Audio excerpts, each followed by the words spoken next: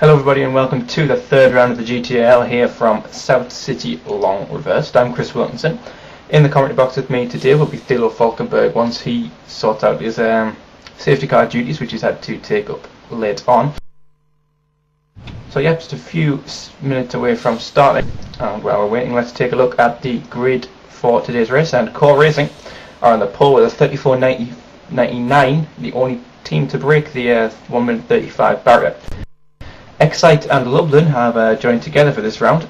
They are second on the grid with 7 Karat in their FXR in third.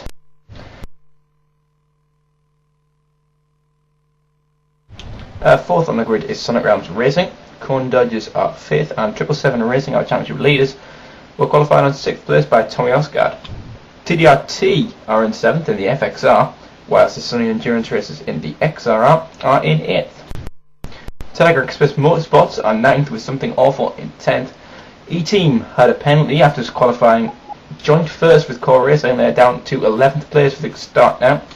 Deadline Racing are 12th, Raptor Racing 13th, Clockwork Motorsports are 14th, Snowguard Dragons are 15th, Independent Racing Mates are 16th, VM Racing are 17th, and new team to the grid Ministry of Speed are 18th. Todorovic for Serbian Chrome Pistons after a penalty is in 19th, and Serbian Hell Drivers start 20th.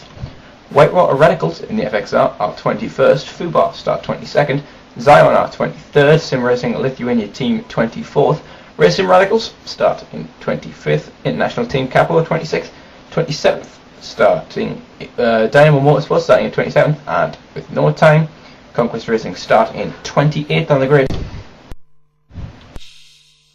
And that is the grid for today's race.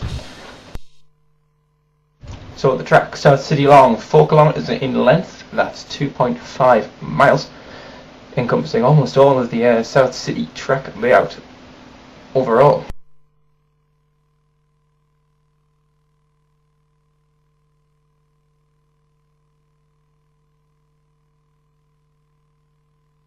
So we're just getting the odd little grid problem sorted and briefing the drivers on the start and on where they're going to start. Ruiz Santos, the pole sitter, choosing to start on the right hand side of the track, which means that all the odd numbered cars will go on the right hand side of the grid and all of the even numbered cars will go on the left. That's in qualifying position and not car number, by the way.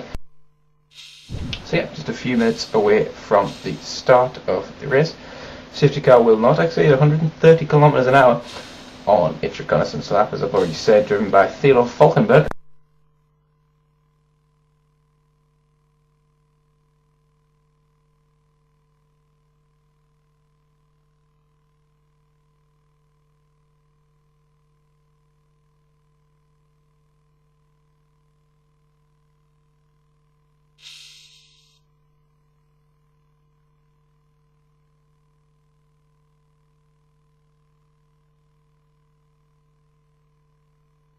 Yep, everybody about to ready up, and once that happens, Thilo Falkenberg will ready up, and we will be away on the rolling lap. It's a rolling start today.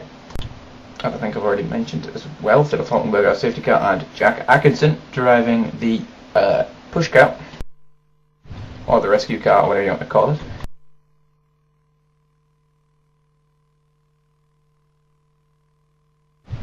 Low wind also on for today's racing, and we all saw what happened last time when we had low wind in the server after the turn 9 of Kyoto, causing a lot of incidents, including that big incident that had the red flagged start. Yeah, Thilo Falkenberg now sitting on the front row of the grid. Take a look at our pole sitter Ruiz Santos as they take the reconnaissance lap.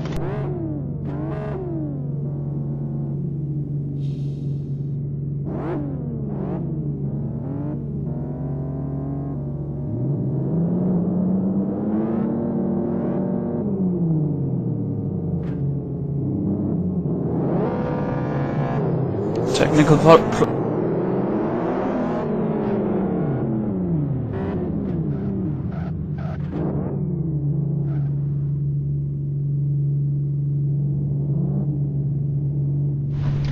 apparently just in my ear we had a problem with Thilo Falkenberg, our safety car, not shifting into gear. That car, but we're away now. As Thilo Falkenberg runs the whole grid around, and there's Rui Santos.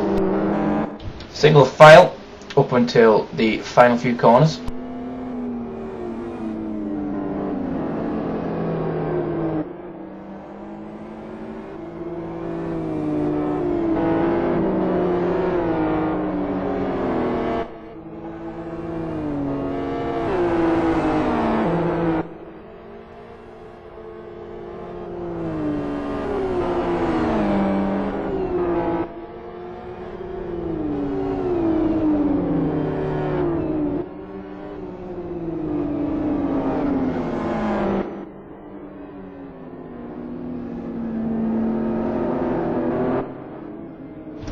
The Conquest Racing car of Iskra is a long way back on his warm-up lap. He's miles behind. He's just exiting turn 1 as everyone else is.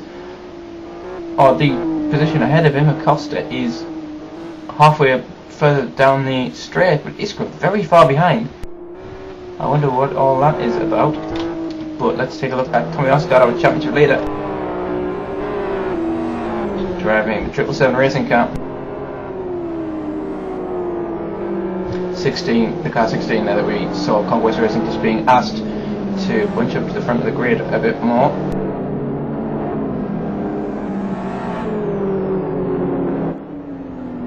And there is the safety car in board, which means that Thilo Falkenberg should start to accelerate away from the field. And as they all come through these next few corners, they are now going to all bunch up into double file formation. First, third, fifth, etc. on the right hand side, and second, fourth, sixth on the left. And it's nice to see as well an FXR there in third place, Thilo Falkenberg pulling in, which means that Rui Santos now controls the pace as they come into the final corner of the lap. They're all sort of in position in the back. It looks like it's all going to be okay for a clean start.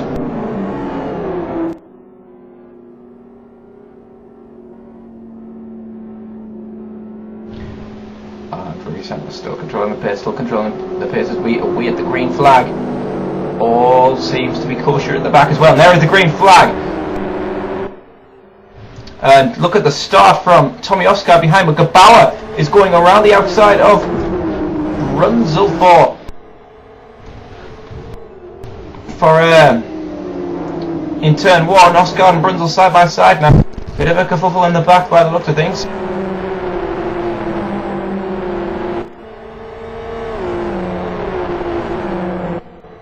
That was Mackenzie now.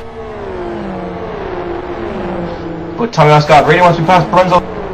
As we watch this battle, and in contact, Brunzel on the wall. He gets collected by Slocum. There's somebody 2-3 cars out of bounds. Big lag crash. And this may call for a safety car or for an red flag something. Williams spins. Safety car is going to come out. So safety car is now out. Williams sideways in. Not the start we would have wanted here.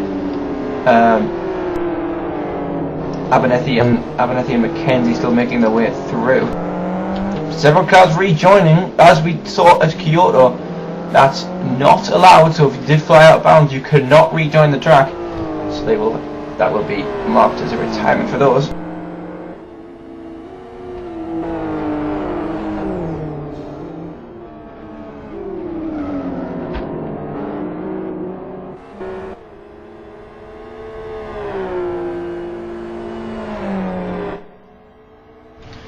But Rui Santos will now, who still leads the field after that one lap of green flag running that we've had up to now, he will catch on to the safety car Thilo Falkenberg too quickly as well, but he will catch to the back of it and merge up. Gabauer in second in that FXR, and you know, that's a brilliant qualifying performance from Seton Karat to get them up in an FXR so high in the grid.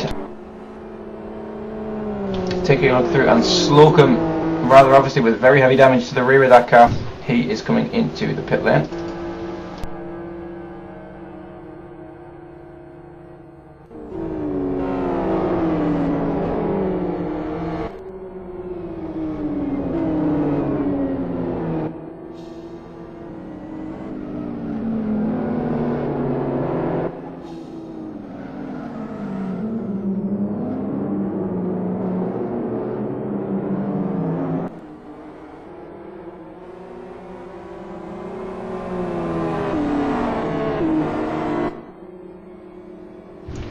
car. Thilo Falkenberg drives it around once again.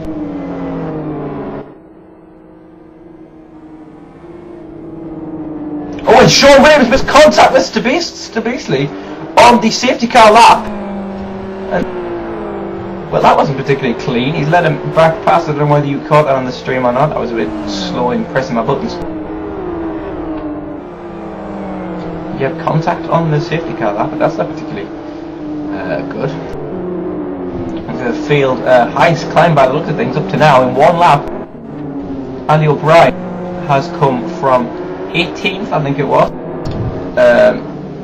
Yes, 18th up to 9th. He's gained 9 places in that one lap just because of crashes and incidents and accidents and people flying off into the stratosphere. That's a good run from Ministry of Speed up to now. Yeah, Bruce still leads for core racing. And cars 7 and 3, that is the cars of Estonian Endurance Races and Excite Lublin Racing Team Racing, have both not finished and are out of the race from now until I'll say until now. They are now out of the race in one lap, so that's really not a satisfactory race for them. Someone else in the pit lane, and that looks like it is Abernethy for Fubar Racing Team.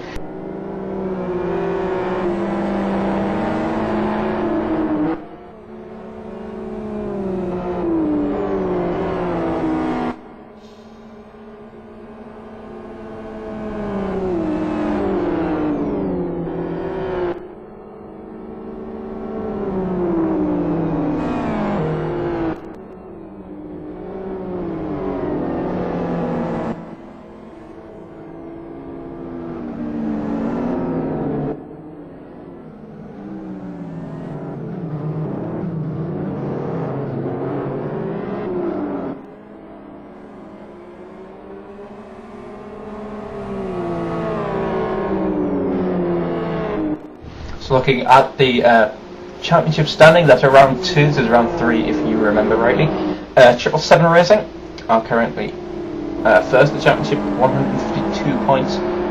Excite Racing in second, who've just retired after contact with the 777 Racing car, are 45 points behind in second. Sonic Realms are only 1 point behind Excite in third, and they will gain quite a few points on Excite probably.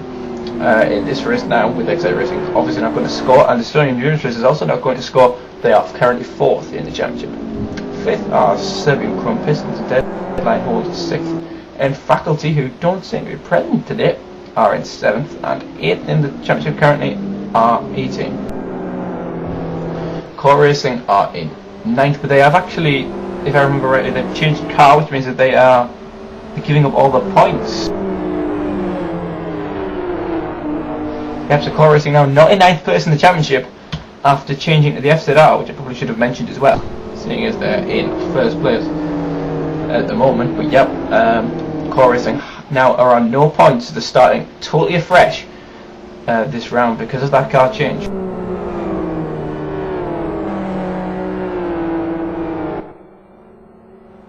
I've just heard word from the server. Jonathan Palmer, our race director, will be bringing in Thilo Falkenberg, our safety car, this lap.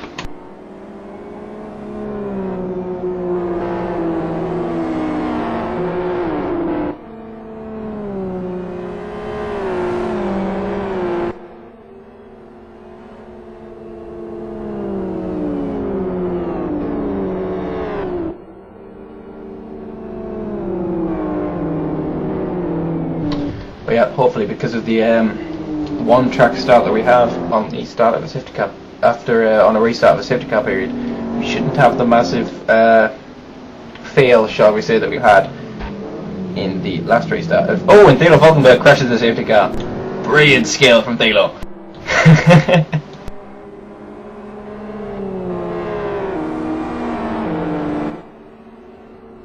Yep, once everything's calmed down and Thilo is able to get out of that safety car, we'll be having him more often in the commentary box. As you can probably see, he's not particularly brilliant at it without having the without having to do safety car without having to commentate at the same time.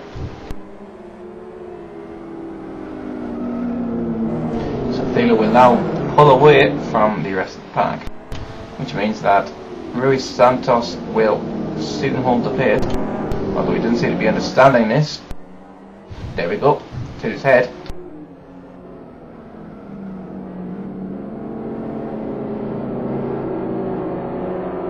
The safety car comes into the pit lane, which means that Rui Santos controls the pace. Green flag flies now, and you're not allowed to overtake until after the start line. But there's a big schmozzle in the back behind, by the looks of things, a bit of a concertina crash in the back.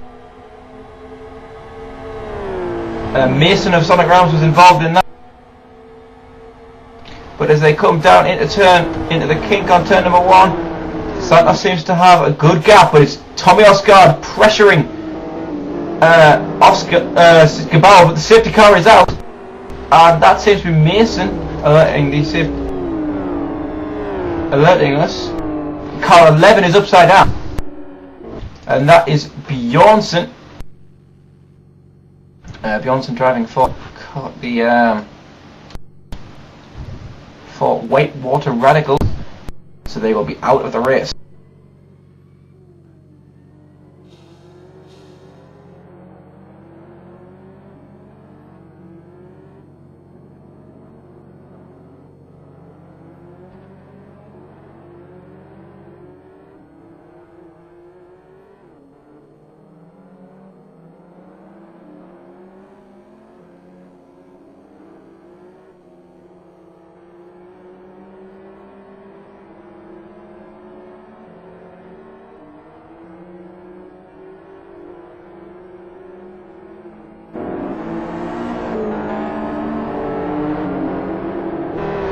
So then, while we have this safety car period out again, might as well do some plugging. And tomorrow night, the ITCC returns from Kyoto National Reverse.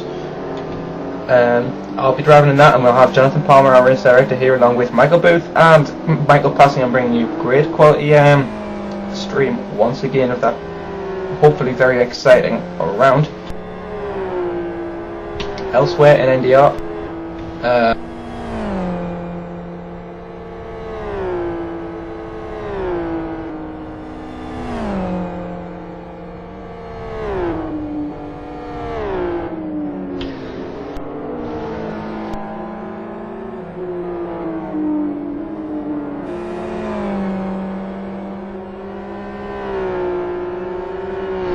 the NFS Cup Light is back on Friday the 12th. That will be streamed here on MultiPC's Stream 3. ITC will also come back on the 21st of February from round 3.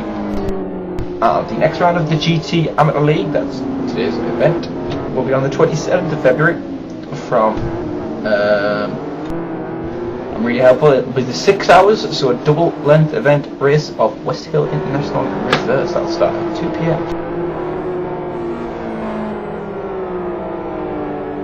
So car 11, that's Whitewater Radicals, has now been asked to retire from the race office because it's upside down and you can't really continue in that state. I think coming off the safety car period, the big battle will be between Gabawa and Oscar. It'll probably, unless if nobody pits, will be 1 lap to the green as they cross the line. That's, I would think.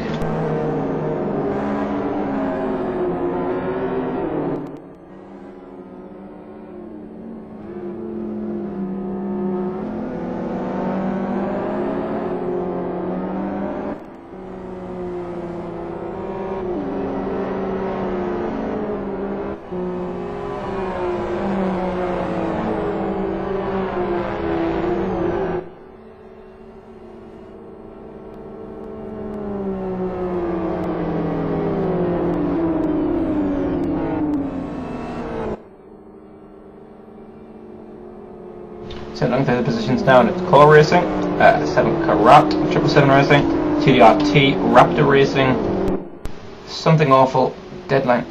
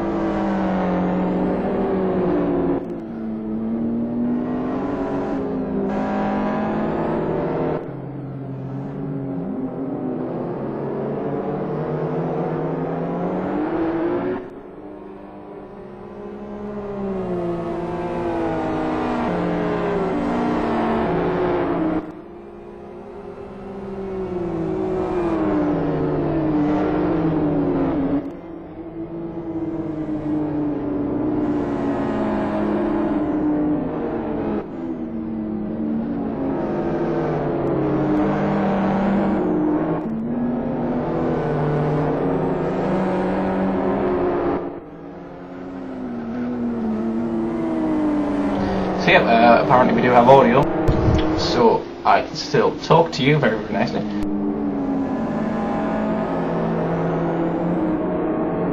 So the safety car will come in this lap. Roy Santos will be bunching up the grid as he comes through the penultimate corner. He can now go as soon as he likes, as long as he doesn't pass the safety car. The green flag goes out. There's contact between Schmidt and White as they come into the final corner. Bit of a concertina as everyone backs up in the back. They all seem to be getting around fine. Mackenzie and Williams come together just before the final corner, and they lose a few places there. We're back at the front. Tommy Oscar has dropped back from Gabauer considerably, but Rose in for 7th, 8th, 9th and 10th. That's where the battle is to be had, and Brestevac nearly making contact with Tienbach behind. That's Snowguard and Seven Chrome Pistons, and they go side by side now as they come into turn 2. The quite fast right-hander down 2 gears, still side by side, and Tienbach manages to hold on to the place. And more side-by-side action behind, as well as Iskra, after being last on the original start, is now to 13th. Brilliant run from him, but there seems to be Rose is around. Rose had a problem in the hairpin, but he's back going. He's side-by-side with Iskra as they come out the hairpin, climbing up the hill. And now Meek of Racing Radicals is side-by-side with Rose. This isn't a good place to go side-by-side. Rose hits the wall as they come through the next right-hander, and now into the tricky, tight section of the second half of the lap.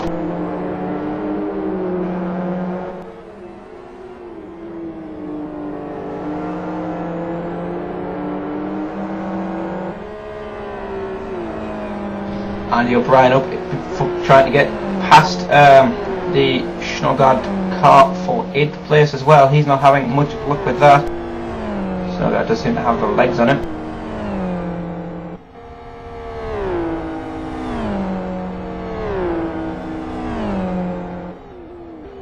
And Runas trying to hunt down Schmidt for 5th. And Runas maybe having a look down the inside as they come into turn 1. No, he's not. He's going to stick behind. Definitely the most sensible way. I'd also recommend anybody who's still sitting here listening to my amazing radio show to take a look at the LFS remote feed. That's lfsworld.net/remote. But Runas coming around the outside of Schmidt coming at turn 2. That's not going to work at all. He doesn't have the legs to try and make a move around the outside. And as they come through turn 3, and now turn 4, no real opening for Runas into the hairpin now as they climb up the hill.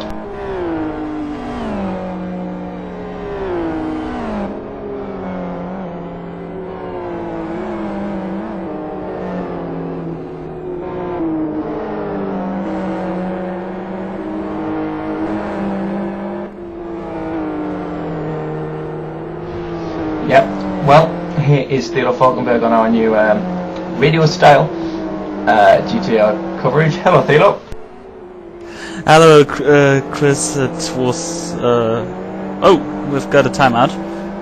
That was a Rose for something awful racing. It was just a hell of a ride in this safety car, and I seriously hope there have to be no more cautions to be deployed. Safety cars to be deployed.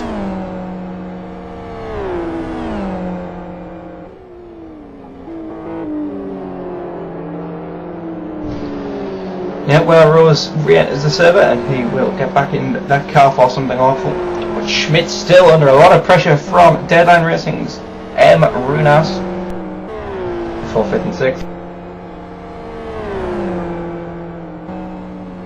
But yeah, we do apologise for the blue screen of death that the streaming computer has actually suffered.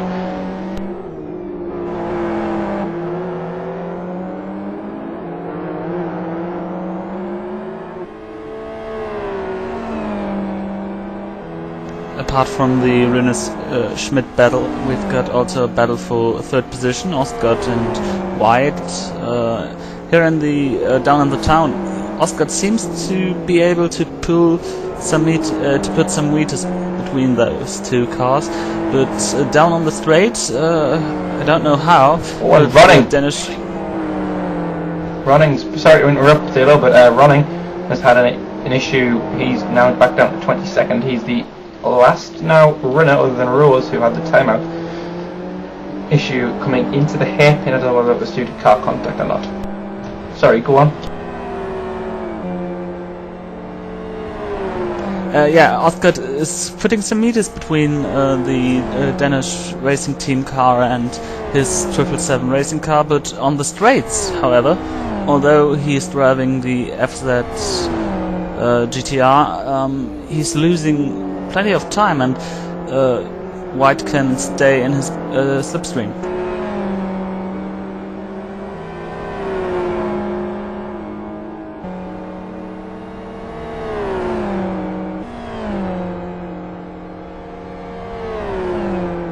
Well, as we've been talking, Andy O'Brien has actually taken 8th place off Snowguard Racing and is starting to pull a bit of a gap. Whether Snowguard can get a pull or not going down the back straight, I don't know.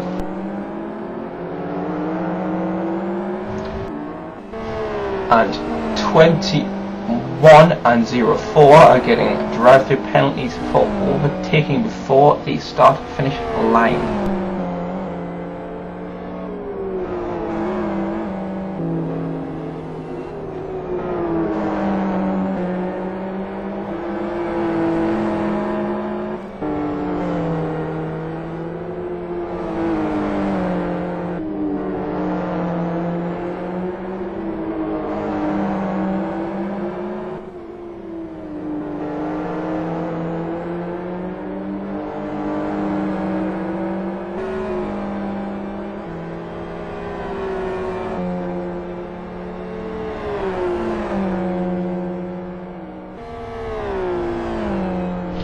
So Tune Fat Bart comes in for his drive-through penalty, so does Brestovac this lap, so in they come.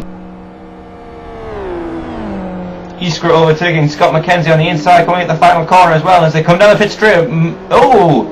McKenzie going down trying to cut back on him, nearly hitting the wall on the inside as they come out the pit straight, but now as they come into the kink, Iskra has the inside line. McKenzie tries to swap over, Iskra goes a bit wide, they're still side by side. McKenzie's going to try it around the outside. Iskra has to back off when McKenzie does it.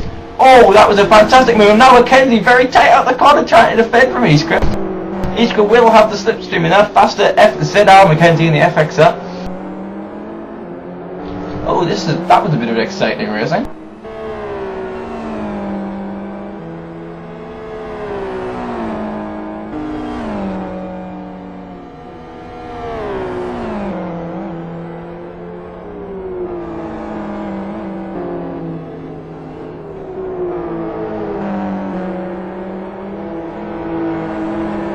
And Slocum and Williams is also trying to get around the outside of Meek after he's had a mistake. And Williams will try and go around the outside of the Racing Radicals car coming into the double right-hander we have in the middle of the track here as they come on the town section now, but he can't do it. Williams has a bit of damage on that car, and he seems to be struggling just getting it round the corners by the look of things. The reigning champion is hitting every wall on the track in the town section now. He's managed to keep up that one.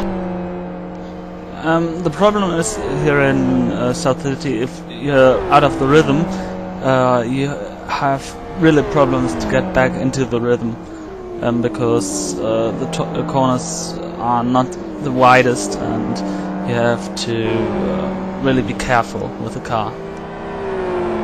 Yeah, well, Runas and Schmidt coming side by side into turn 1, and Schmidt on the inside. Runas hasn't given much room, but he's giving enough to make it around the corner for Schmidt. They're still side by side on the exit of the turn 1. And now Sadel and Andy O'Brien, who are very close behind, might have draft and might even try and make this 3 wide, but Schmidt doesn't have the run on Runas, so he has to tuck behind. Might have a go into turn 2, down the back straight, and now they're into turn 2. And Runas, Schmidt, Sadel going down the inside of O'Brien. Oh, that was a good move. Can O'Brien come back here into the twisty bits and into the hairpin? No, he can't. So Sadel takes 7th of Andy O'Brien. This is still a very tight gaggle. It looks like O'Brien had a better run out of the hairpin because of that XRR turbo lag. The FZR just has a better run out of the tight corners. Andy O'Brien seems to be further back now. That was. But meanwhile. Sorry to interrupt, but meanwhile, the 7 carat, or carat, how you want to say it, FXR is not only catching Rui Santos, but he's challenging for the lead.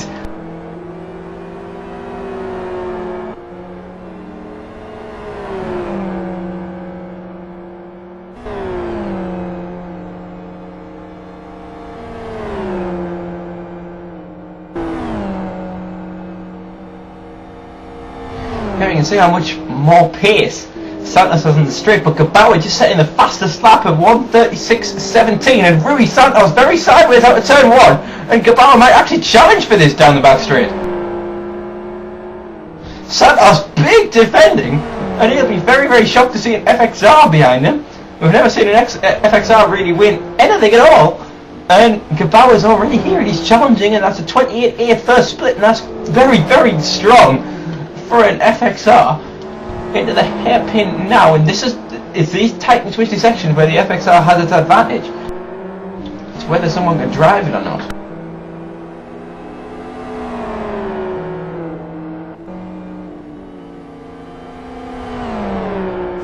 The same situation we have had with White and Osgard, and meanwhile White is in front of Osgard. Oh! He is as well. Oh, and Gabawa very close there. Santos having to defend in the left-hander, and now Gabawa nearly there.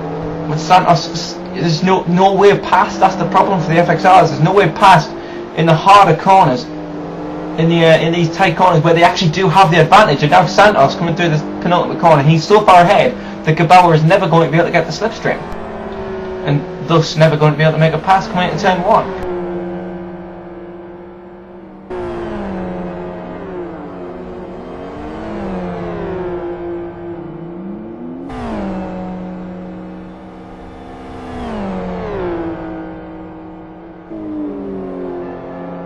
And O'Brien challenging Sadel for 7th and 8th as well, and they go side by side coming in at the kink. Andy O'Brien with a much better run down the straight, but Sadel has the line, and as they come in at the kink, oh, Sadel just manages to get behind Andy O'Brien quick enough so as they're not making contact. With contact into turn 1, Sadel trying to pull his way around the outside, but he's not going to be able to, and Andy O'Brien retakes 7th, but Sadel will be in the draft.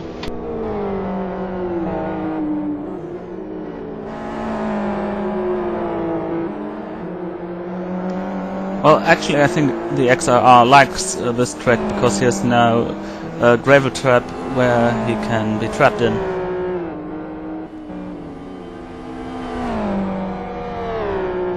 Yeah. Meanwhile, we're on the street section of this track once again, and Gabawa still on the back of Rui Santos, and he's only getting closer and closer and closer every lap. And he may at one stage even have the slipstream if he can get a good exit in that penultimate corner. He needs to be close in that corner there. Obviously you can't see that corner there because, you know, I'm being blonde and I'm trying to be a TV presenter even though I'm a radio presenter at the moment. But now as they come to the penultimate corner, he's just not that close. He's not close enough. Or is he? He's in the slipstream.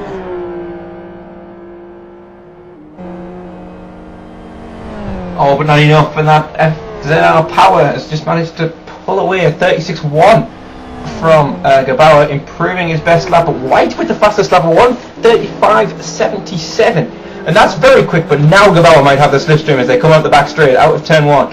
No, Santos too much power on the exit.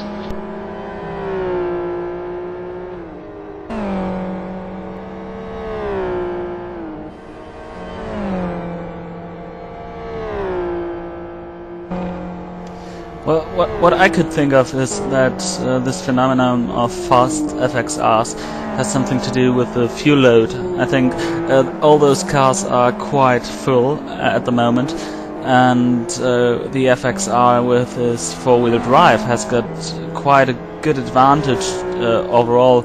It's not, it is more stable, and it is not that dangerous to drive it through a corner. Yep, well the four-wheel drive advantage does actually play a part here at South City. Meanwhile we have a gaggle to 6th, 7th and 8th. Andy O'Brien and Sadel still in the middle of this, but Andy O'Brien now being held up by Raptor Racing, and he really needs to be passed because Sadel will just overtake him very, very quickly as they come on the tight town section now, through the second of the town corners. Andy O'Brien can't find a way past, and Sadle's going to come down the inside. That's not a good burst to overtake at all, but he manages to see the light and not dive down the inside and cause a massive incident.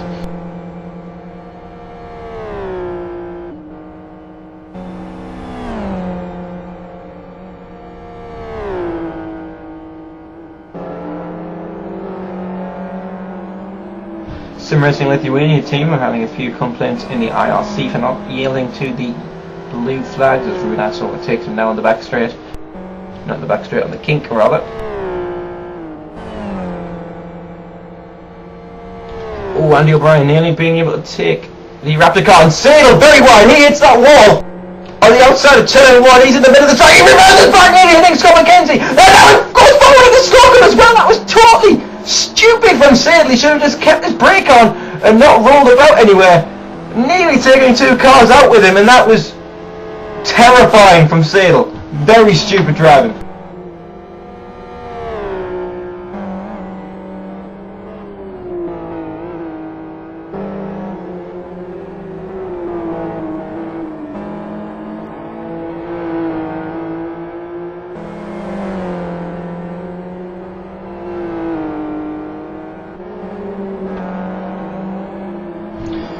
Andy O'Brien also very close to the back of Schmidt after that. Sadle is gone, and it's Tbilisi in the Sim Racing Lithuania team car I just mentioned holding up the Raptor car as well. This is going to give Andy O'Brien the perfect opportunity of trying to get past Schmidt as they come into the penultimate corner. Tight 90-degree right-hander. Andy O'Brien will have the slipstream, and as they come through the final corner, flat out, Andy O'Brien, he looks left, he looks right. Schmidt holds the right line, which means that Andy O'Brien has to go left, but he doesn't have the run to get perfectly alongside. They come side by side at turn number 1. Bit of brakes from the both of them. Schmidt managing to hold on to the lead on that position for now. Sadle's in the pit lane, is he? Or is he off again? You know, he's in the pit lane.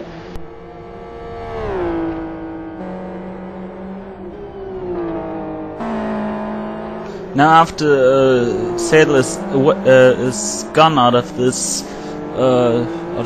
group, Schmidt and O'Brien are now coming close to Stibby.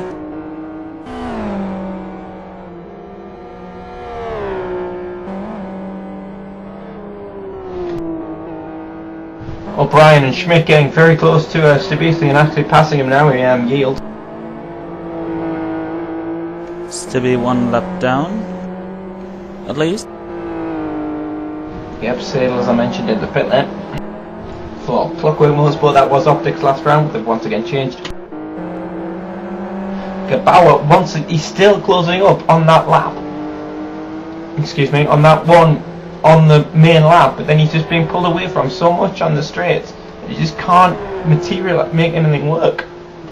Excuse me again.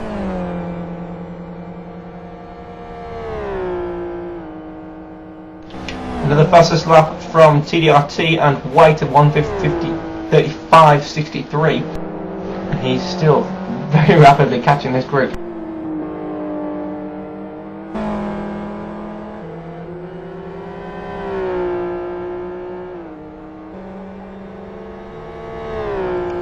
Well, it could be a three-way battle in a few laps here.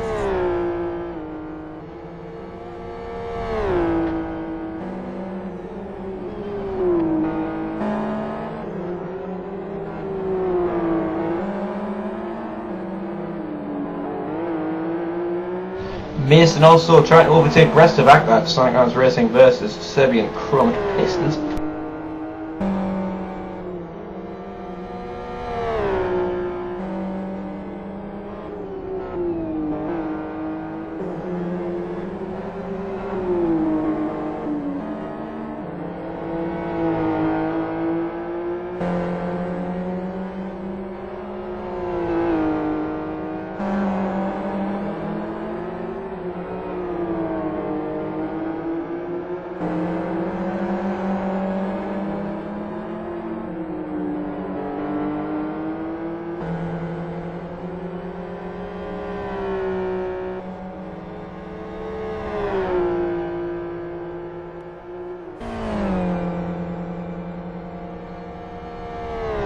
And Andy O'Brien close to the back of Schmidt and now Runas as well, and Schmidt making contact with the penultimate corner wall as we come to the final corner once again. It's the main overtaking spot of the whole track as they come down the pit straight now.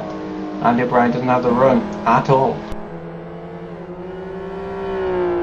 By the way, last lap up in front, Gebauer and Santos have been driving the exact same lap times.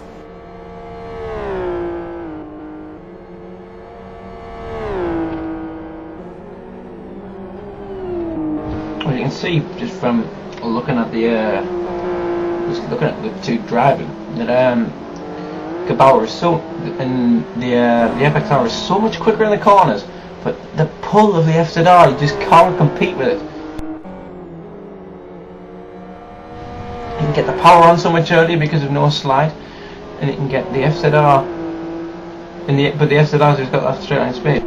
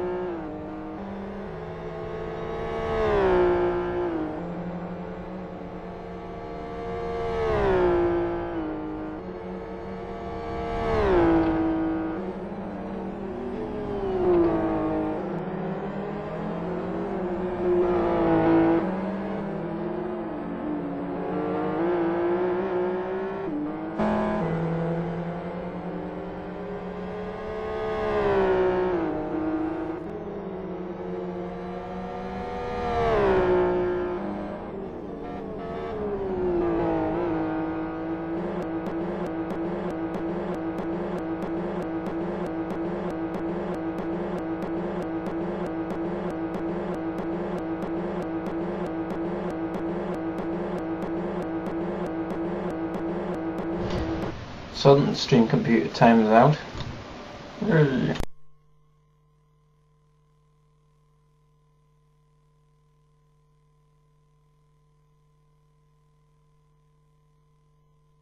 Oh, and here's Gebauer's chance. He's in the slipstream. Santos defending. He's blocking down the inside. Gebauer no room on the inside at all. He couldn't get past Santos. Santos was probably being a bit excessive there. But the FXR of Gebauer now, he won't have a chance unless he can get a brilliant exit out of this first corner, which he doesn't do, or does he? No, the FZR's just got too much grunt coming out the corner, and that's, oh, it's such a shame for the FXR not being able to make the move because Santos was just that bit too aggressive.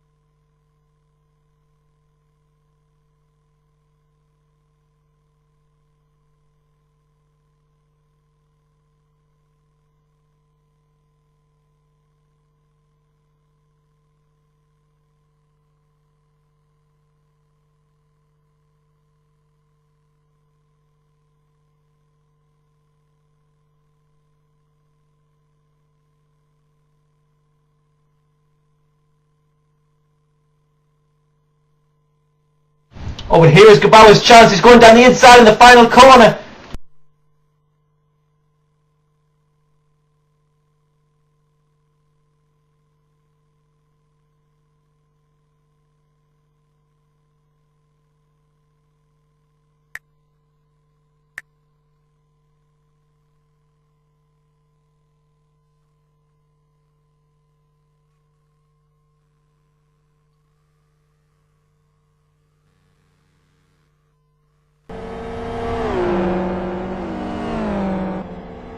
Right, now he's actually going for it. He's going around the outside into turn number 2. He didn't get the opportunity down the main straight. Santos is going to show him the wall.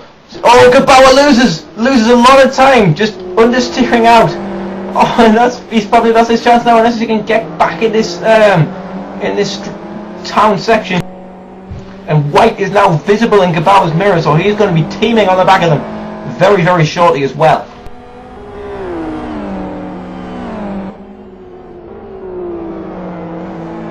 Well, that could get interesting. Yes, it would be nice if it got interesting. Meanwhile, we have video feedback.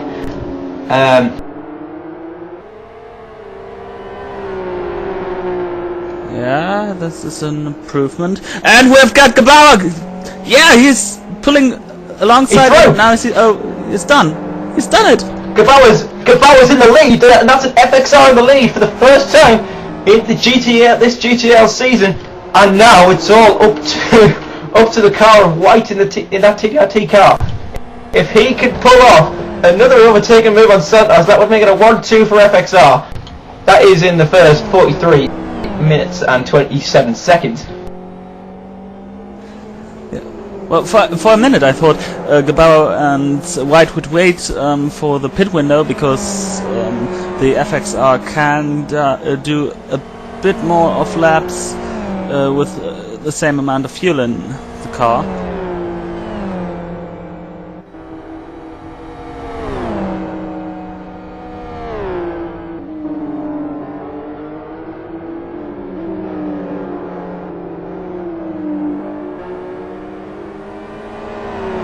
Well, and I would call it David just beat Goliath. Yep, and now also Andy O'Brien is against Runas. We'll get the TV directed cameras changing very, very shortly. But Andy O'Brien hits the wall. He got in the draft of Runas and just cut out just before the hairpin. Yeah, he clipped the inside wall after he clipped the outside wall. So he clipped 2 walls, and that means he loses a lot of time.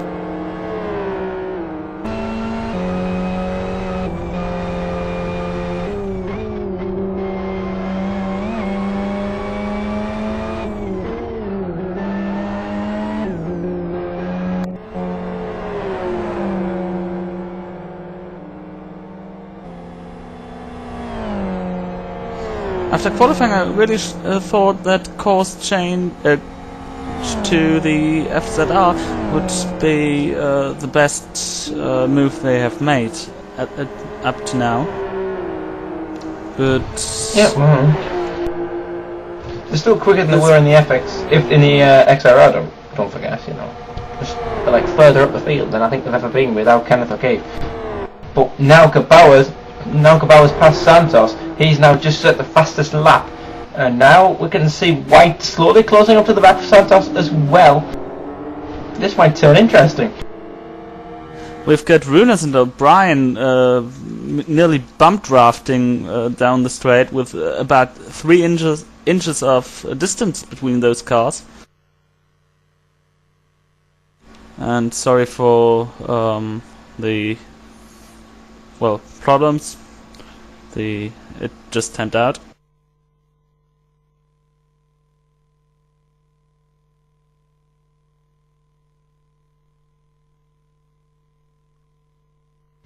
Here is Oscar Harvick to take over from in the Sim Racing Lithuania team car.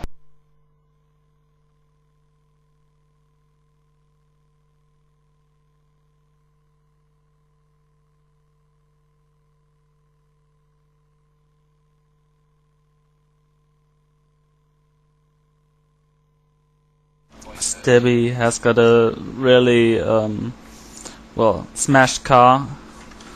The front left is looking very bad. Meanwhile, Gabauer with another fastest lap.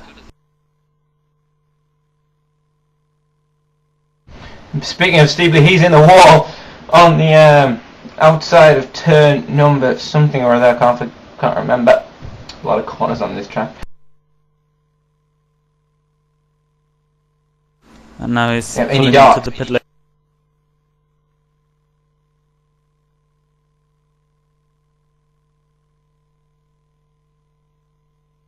I'm amazed here at Gebauer's sheer pace. Yeah, but he has to pass Seidel now safely. Seidel now getting blue flags. Hopefully he will respect it. Respect them. Yeah, well, he should do. He's an experienced racer. He knows what he's doing. He should be sane enough to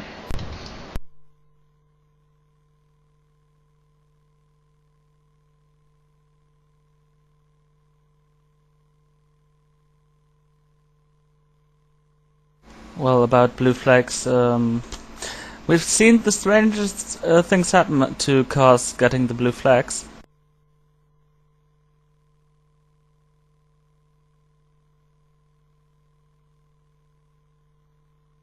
Sometimes they even start spinning out of the track.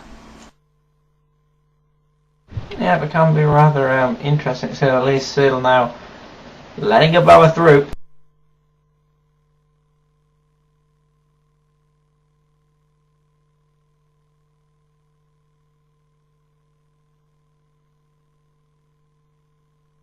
Iskra also hunting down the back of Jan Laprovot's car. That's for 10th and 11th straight place as they come through the final corner. And by the looks of things, our video feed is back, albeit on someone.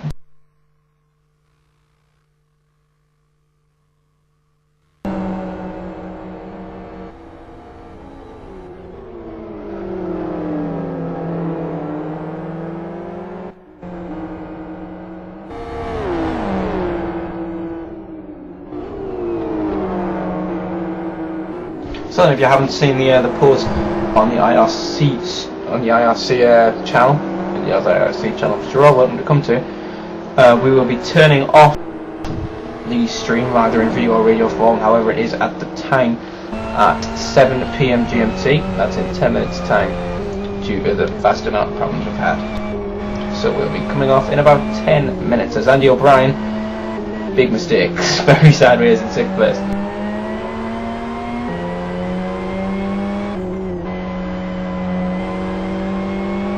For those who are now start crying because we're turning it off, it has not much of a sense to show something we have only problems with. I mean, we've had the blue screen for about half an hour, and now it's back and it's well, it's disconnecting all the time, timing out all the time.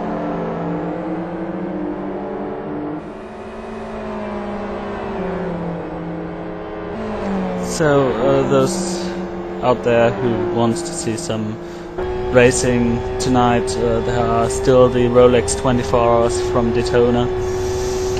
Try to look whether you can see it or not.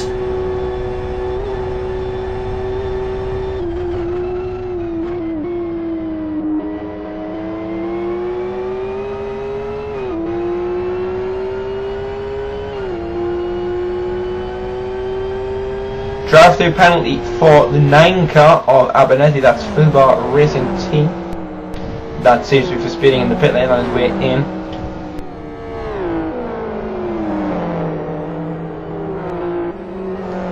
Yeah, that's about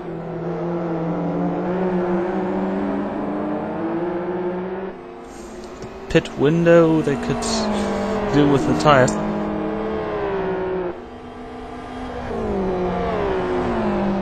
Meanwhile, Andy O'Brien is on the back of Runas as they come. Oh, very, very, very close from Andy O'Brien. Just managing to keep it off the back of Runas's rear bumper as they come through the penultimate corner. And on the power they go. Andy O'Brien too early on the power, loses time.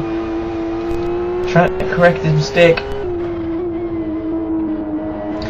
And Jan Laprovot also has a bit of a Jan train as well. Iskra looking down the inside at the second to last corner. Laprovot making the mistake, and Meek and Iskra behind. They go side by side at the final corner. Meek on the outside, Iskra on the inside. They still side by side coming down the pit straight. Slocum has been off, and yeah, Slocum's been off. He's backwards in the kink as well. That's not a good place at all to go off. Nearly nearly still being in the middle of the track as Jan and Iskra. Apparently he made contact with Fubar, but now Lapravod's going side by side with Slocum up ahead as well. And Slocum and Jan Lapravad side by side, contact down the back straight, there's no need for that at all. Slocum on the inside still though, but Jan Lapravad will manage to come round the outside. Slocum looking down the inside still. He loses time, Jan Lapravad sideways. Iskra behind, nearly trying to... Oh, Slocum makes contact with Jan Lapravad, breaking at the hairpin. Slocum hits the inside of the hairpin, he goes sideways. Iskra trying to go down the inside once again. 3 wide, he's got the inside, Slocum on the outside. Iskra makes contact with both the now Slocum and Iskra side by side as they come through the right hand there. Slocum around the outside, he's still managing to hold it. Meese behind though, making contact with Iskra, and now these four really close. Meek making a mistake, he bunches up Sean Williams and Iskra behind. Iskra and Sean Williams leading on each other, coming through the right hander. Now in the left hander, Iskra makes contact with Williams. Oh, Iskra spins. Iskra just managing to hold on and not destroy his whole race there, depending way too much on Sean Williams to hold on the road.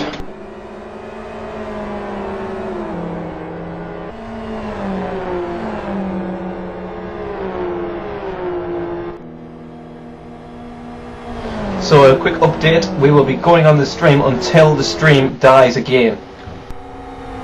Video feed, that is. Abernethy comes out of the pit lane.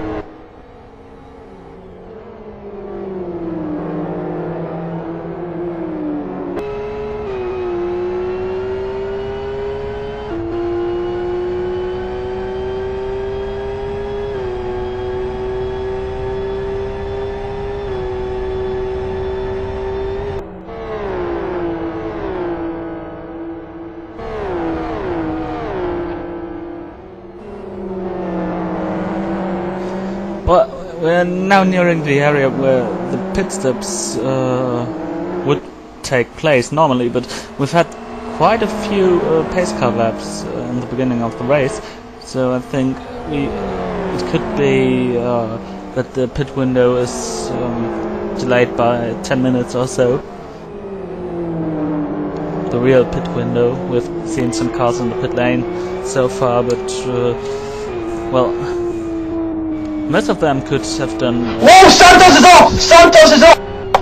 Our third place car, Rui Santos, has made contact with the capital car, and he is now down to 4th place as Tommy Oscar just takes over, which means that we have now 2 FXRs. 1st and 2nd, Tommy Oscar, 477 Racing is 3rd, and 4th is Rui Santos after making that contact with Capo. We didn't see that, I didn't see that. Oh, but that's disaster for car racing, down 2 places.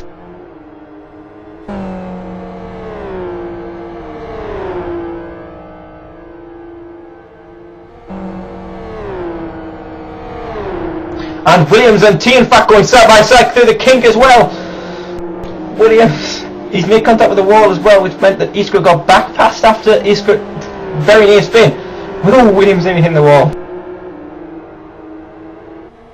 Yeah, Williams behind tries to follow Tiefenbach in the I can't remember the new name, the team which has which was formerly known as Anfaculty. Yeah, but it's actually new name is Snowguard.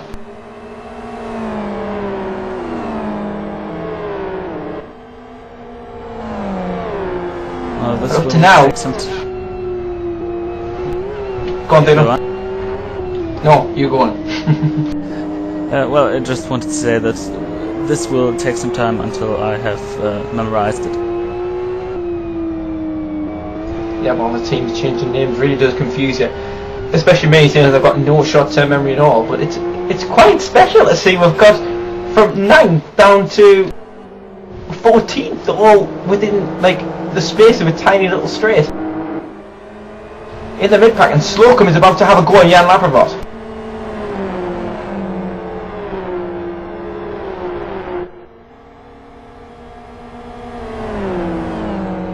So here comes Slocum trying to get past Jan Lapravad. Through the king, Jan Lapravad has to yield and does so. So Slocum takes 9th. Don't forget, Slocum has been on the provisional pole position. However, he was the fastest guy of Sunday's qualifying.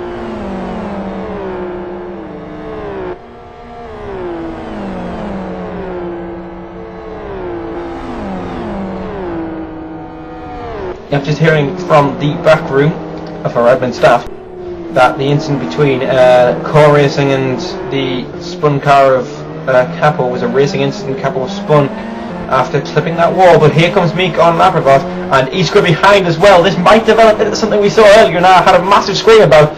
Iskra overtakes Meek. Now will Iskra look at the Labrador? No, he won't.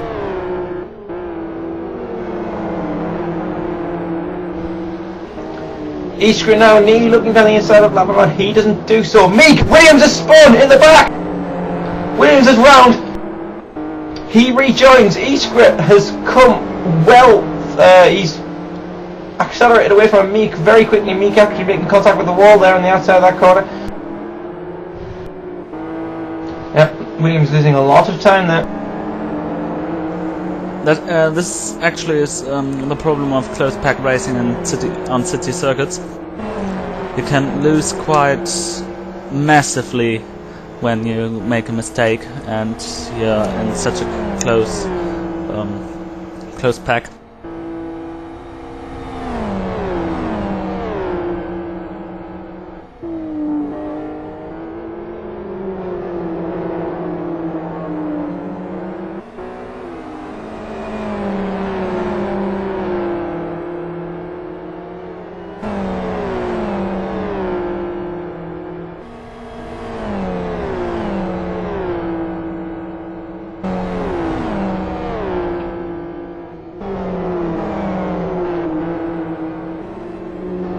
Okay, we'll let you alone with the voice of the car for a moment. Stay tuned.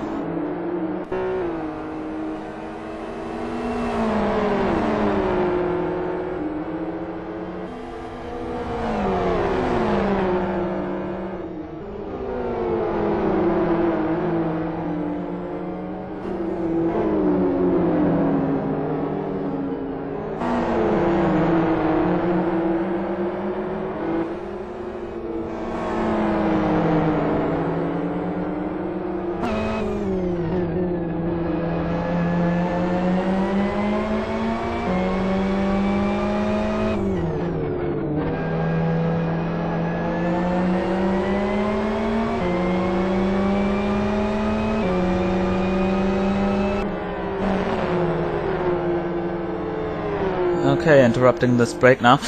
We've got a big battle here now for 10th position. Laprovod, Iskra and Mick.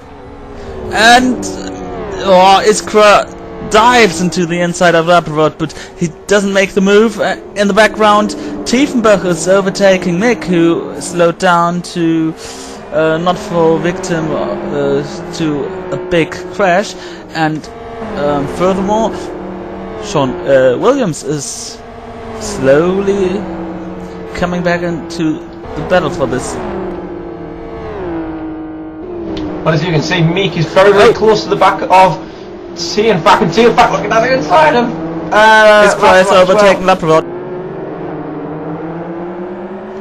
Iskra passed Laprovod, and now Laprovod is making the train. Look at Laprovod on the back. Sorry. Look at Tiefenbach in the back of Labrador. Sorry to interrupt, Thilo. But Tiefenbach, he nearly made that. No, sorry. He took a very, very good look into the chicane. Not the chicane, the hairpin. And Meek and Williams go side by side. Yeah, Williams knocked on Mick's car.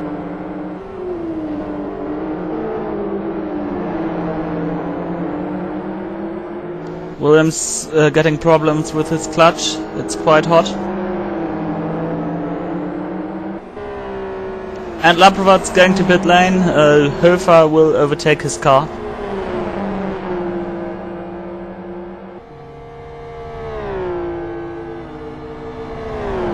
Mick now he has a slipstream. Well timed, Thilo.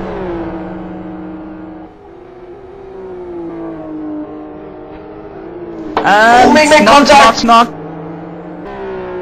And that means Williams is going to stick that against out of Meek. Oh, Meek got hung out to try by Williams. Just that bit of contact, and now Meek loses out to Williams considerably.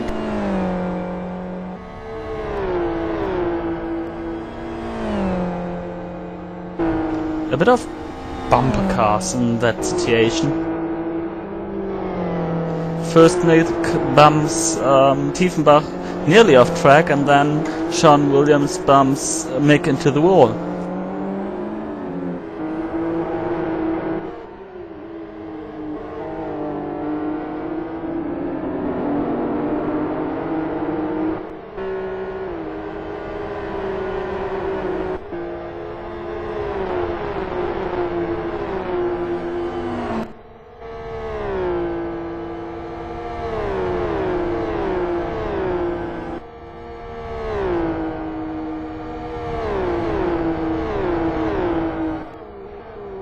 Oh, really? Santos just overtook Osgard somewhere. I don't know where, but suddenly Santos is in front of Osgard.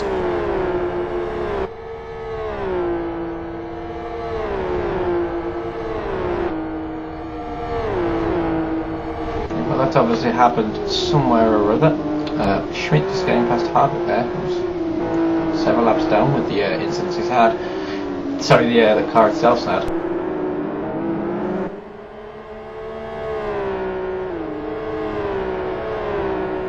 Rui Santos, though, with a very aggressive tyre setup by the look of things, and his tyres have got a very strange sort of wear pattern on them, where you can see how much more it's worn on that inside ring than the middle ring, and so much more on the middle ring than the outside ring. He's in the pits now, as a matter of fact. He's gonna do the second stint too. No one from Core Racing on the server to overtake.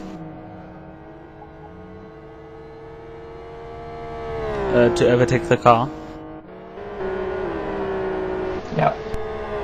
So, looking through the positions at the moment. Gabauer, who's just about to come in actually, we've just seen his teammate Dahl join the server. So he will take over the FXR very, very shortly. He's in the lead, 4-7 Carrera. Second is TDRT, also in the FXR, and Tommy Oscar for 777 Racing is third. Andy O'Brien for the new team Minister of Speed, really ripping the track up to now. He's in fourth, with Brunas close behind in fifth. Schmidt for Raptor Racing is sixth. Scott McKenzie of VM Racing is seventh after having one pit stop, and Rui Santos after just being in the pit is in eighth. That's Core Racing team. Core Racing.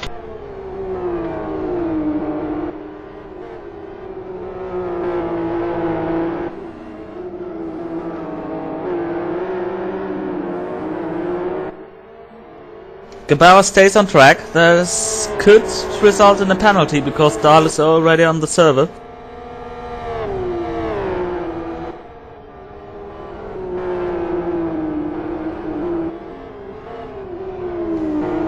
Well, if this is the consequence for it, it wasn't the smartest move to get Dahl into the server.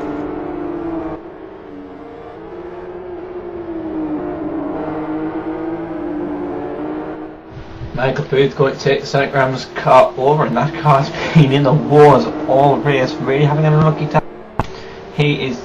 That car is in, slowly banging its way back through the pack. Oh, Oscar has missed his pit box as he joins as he comes into the pit lane as well. So he's lost quite a considerable amount of time there. He's going to drop to 5th, 6th, 7th. Now, will he drop behind Rui Santos? Rui Santos coming through the final corner now. Let's take a look at Rui Santos now. There is Santos. Oscar will lose that place to Santos. McCallum will take the car over, and they will rejoin in 8th place. Which also means that Andy O'Brien moves up to 3rd, Scott McKenzie moves up to 5th, Brunas up to 4th, and Schmidt up to 6th. Oh, Tiefenbach just sneaks past as well. Yeah, Tiefenbach now in front of him. No good luck for McCown and 777 Racing now.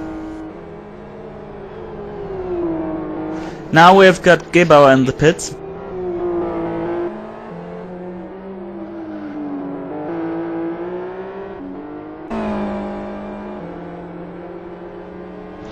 And Racing Radicals have been given a drive-through penalty for not taking enough care over the blend line coming out of the pits, as our race leader Gebauer is in the pits.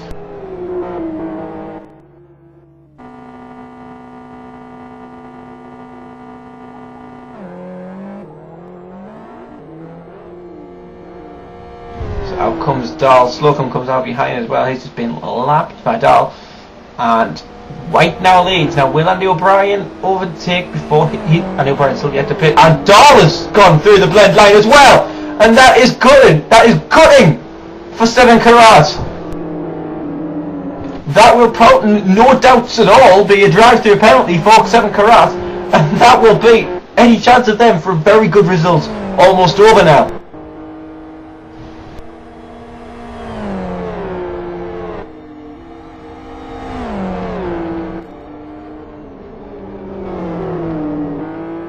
And there is Dahl's drive-through penalty just being given. Oh, and that's disaster for them. Andy O'Brien making contact with him just to rub it in a bit more.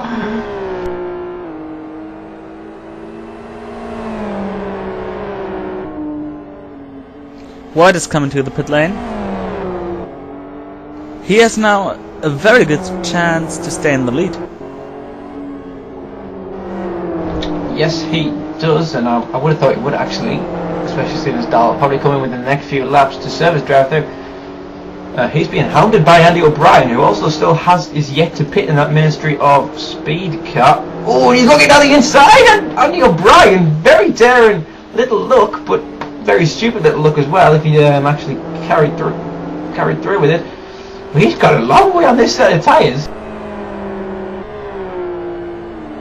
Brunas in the pit lane as well for Deadline Racing.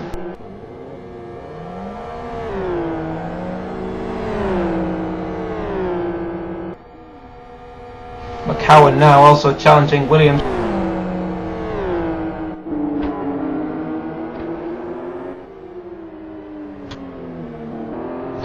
But McCowan making contact with the wall there. And he loses quite a bit of time to the back of Williams. Andy O'Brien is in fact passed Dahl, which means the Ministry of Speed, even though they are yet to pit, are now race leaders on their first drive in GTL.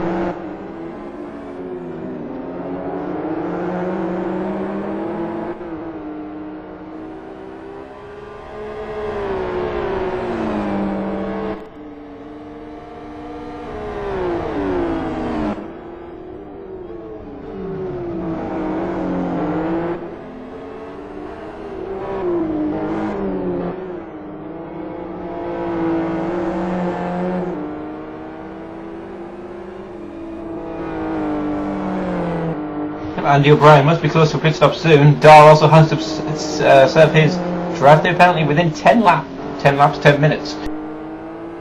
And he must be coming in soon. Also Sean Williams about to pit because Perron, his teammate, has joined the server. And Dahl coming in for his drive-through penalty. Well, the thing is, from the standpoint of fuel, you can do up to 55 laps with an FZR, but the problem is the tire wear.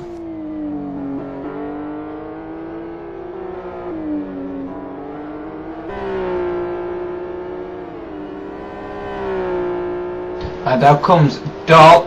Where is Rui Santos? He is further behind, which means that Dahl will stay ahead. Oh, and 17, he's done it again! He's done it again! And he will get another drive-through penalty. Oh, 7 Karat disaster. Part 2.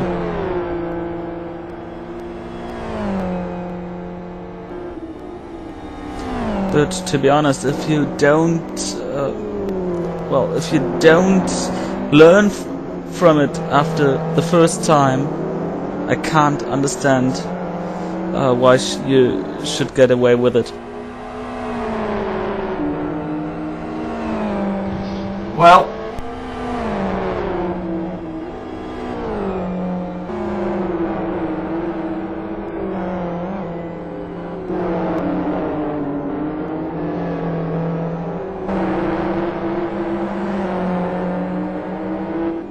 right, as I'm sure you are all aware, this stream computer has now displayed another blue screen of death.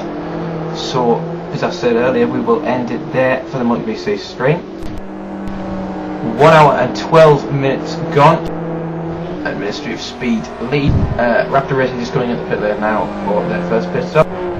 Farmer will inherit the lead after all the pit stops, I would have thought, with TDRT, and Dahl with another drive-through penalty for cutting the blend line coming in now. So then we will be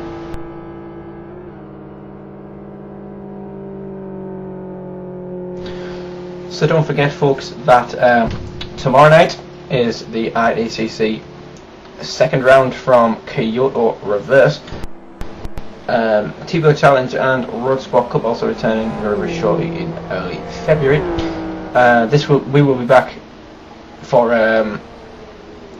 GTO action at the. Oh, are we back? I'm here and we're back.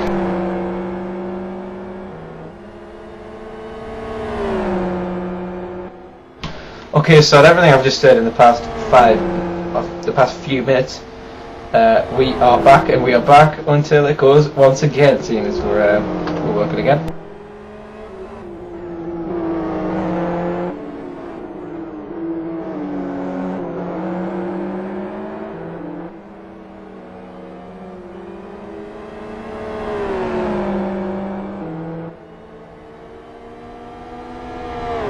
Andy O'Brien, pit lane.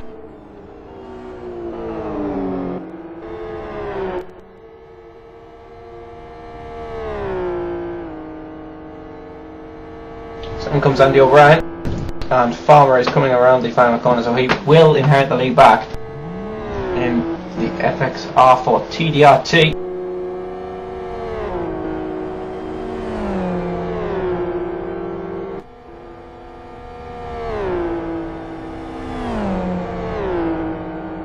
And the car, which everyone thought no one can win with it, is now in the lead again. Yes, it is, and Farmer will have to drive the wheels off that car though if he doesn't want to be caught by Rui Santos, who is not miles behind.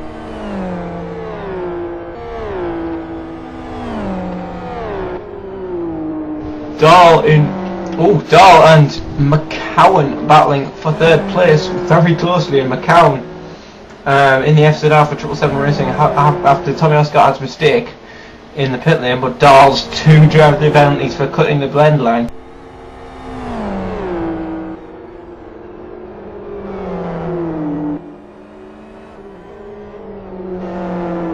I'm hearing from our resident tyre runner, Jack Atkinson, who should work for Bridgestone, we all know, but he doesn't because he's an idiot, has pointed out to me that Rui Santos is pushing like hell, but his tyres are very, very hot and starting to overheat. That's about the battle between first and second.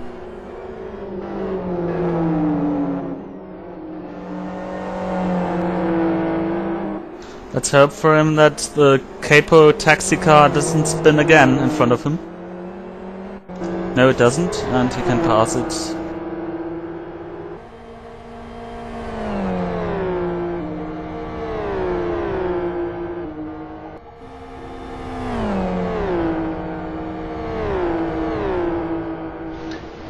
Nearly a second quicker was Rui Santos than Farmer that lap, and Rui Santos is really pushing.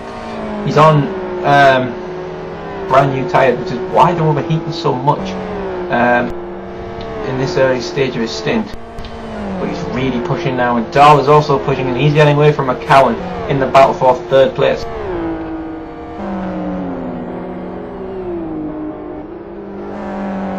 Well, at the moment what I can't understand is how Dahl can stay in third position after 2 drive-throughs. That's...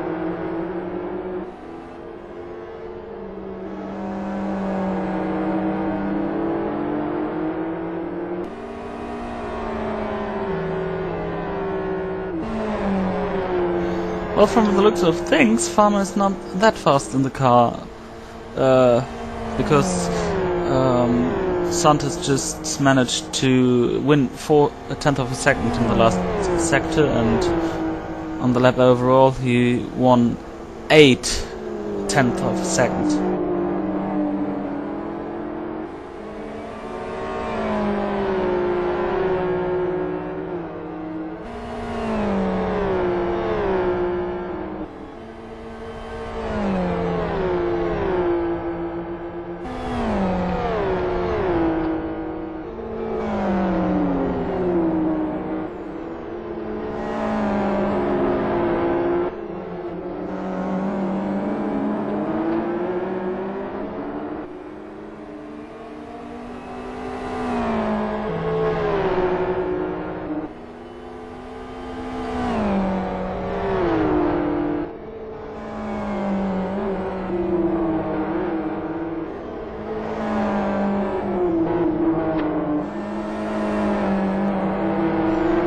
Every sector Santos is getting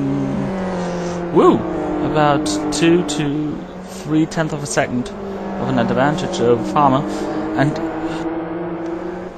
this seems to be such a big difference in speed that I doubt Farmer will be able to hold Santos behind him.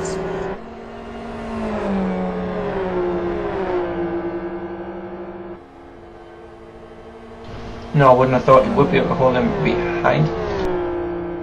Santos, as you can see now. Again, 7/10 of a second in the last lap.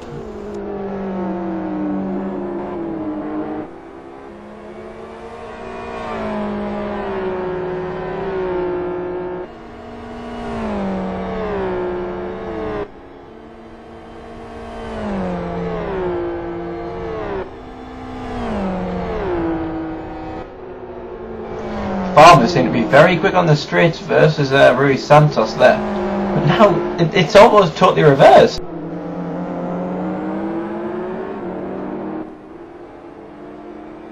Only 7/10 of a second difference in that first split, and Santos is really trying to tear Farmer apart as they come through the double right-hander. I'm still talking about this like it's a radio show, I've just noticed, sorry.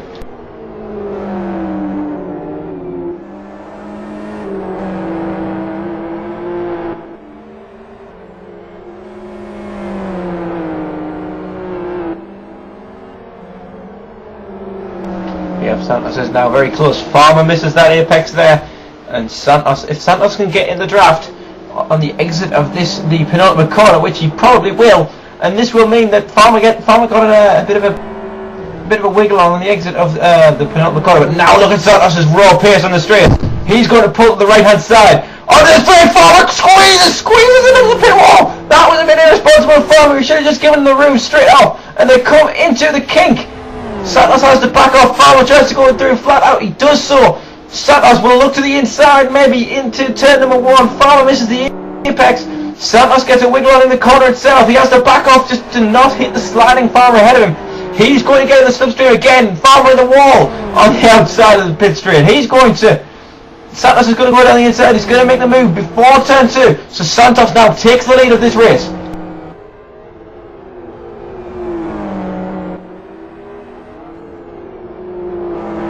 Well,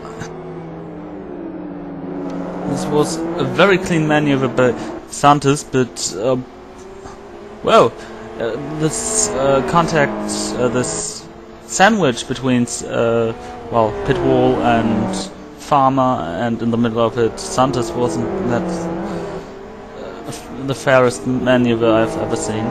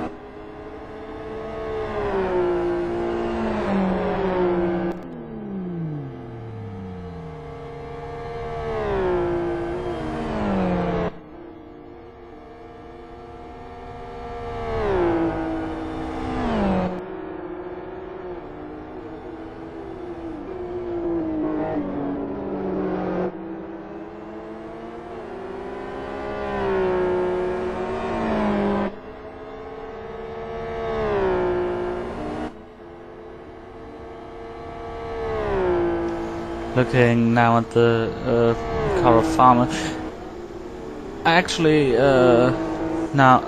we actually see that White has done a phenomenal ride to be faster than Santos, and well, Farmer just isn't fast enough to stay in contact to the core racing car.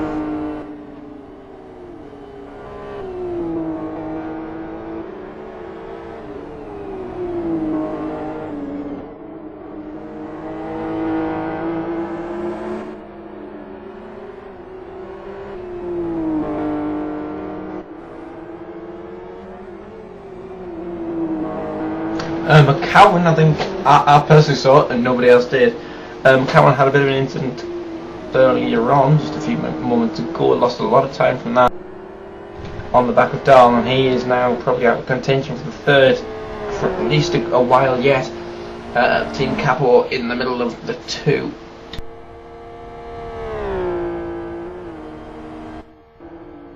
Sadel though on the back of Staskevicius.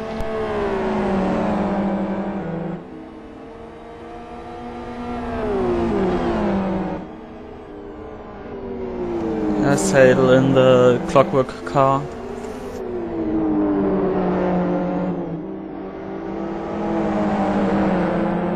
It's very close to the back of that deadline car. Maybe might try and make a move sometime soon. Malin behind, as you can see in that very pink FXR, is a back marker. He's one and perhaps two or perhaps three laps down on Sadel. Sadel backing off from Staskevicius, and knows he's only being caught up by Malin, and he's going to come down the inside the back marking car. This might end in disaster.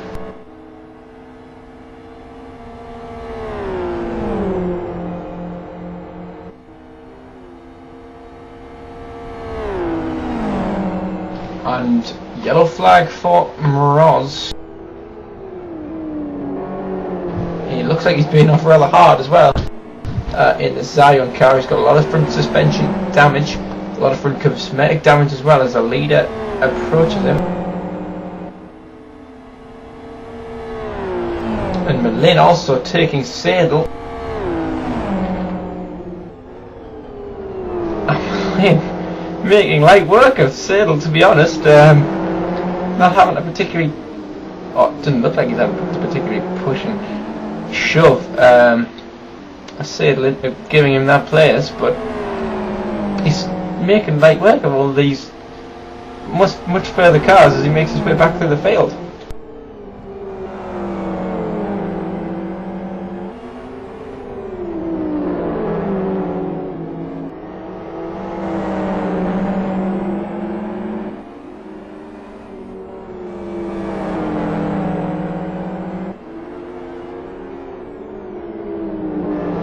Also, it's just been pointed out to me by our resident sit around doing nothing, Jack Atkinson, that Scott McKenzie, who was last after turn one after that schmozzle he had, is now up into sixth. So that's a brilliant recovery for VM Racing and for Scott McKenzie especially, who's done both stints up to now. 1 hour 26 into the race. He's just blocked messages, but that isn't actually a penalty in NDR events, only in massive endurance and IGTC.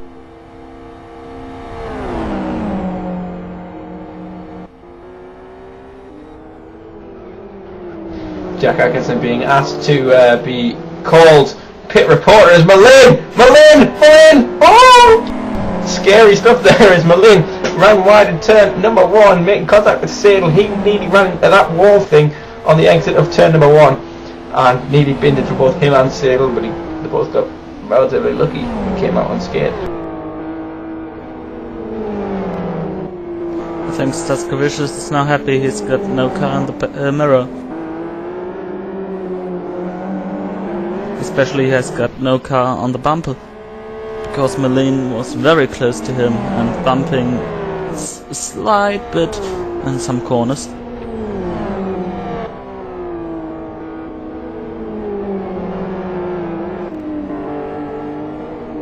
Yeah, but somebody who won't be happy at all is Sadel, who is being pressurised by a back marker who he really doesn't want to be fighting with. I mean, it's stupid of him to be fighting with him.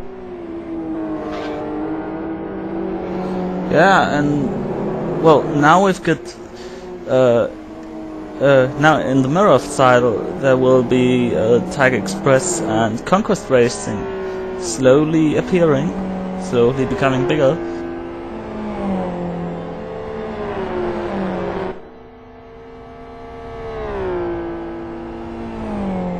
Also Perron, who overtook from Williams, is in this group. And when you can remember what happened at the beginning of the race, or nearly at the beginning of the race, well, there have been such a phenomenal battle, or battle between those four cars.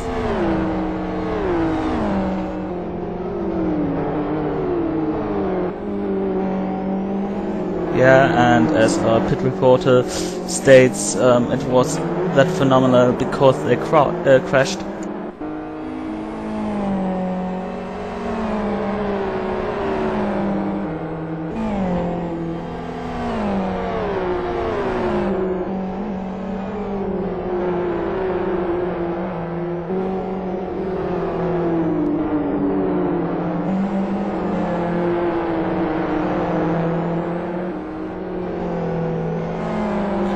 Höfer already got 1 second, one second over Seidel in the past lap.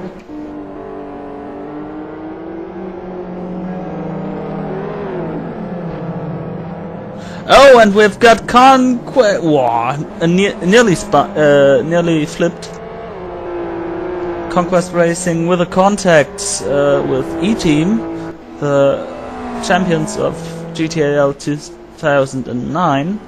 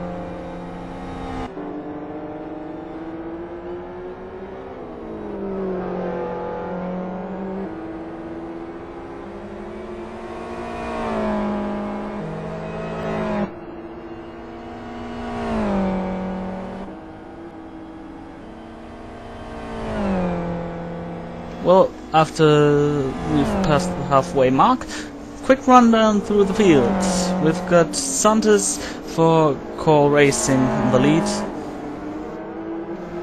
followed by Farmer in the Danish racing team car, and Dahl, who just get close to Farmer. I just heard Farmer spun moments ago. Haven't had this on air on the stream. McCowan in 4th position for 777 Racing, followed by Andy O'Brien in the Ministry of Speed car, and Scott McKenzie in the VM car.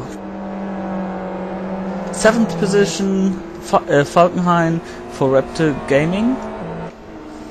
8th Stanskevicius in the Deadline car. 9th Timo Höfer in the Tiger Express Motorsports car. 10th Seidel, who just has been passed by Höfer, and who just has been passed by Höfer. 11th Nociek. He's racing for Conquest Racing. 12th E-Team, last year's champion, with Perron at the wheel. 13th, Todorovic in the Serbian Grand Pistons car. 14th, Michael Booth, the ITCC commentator.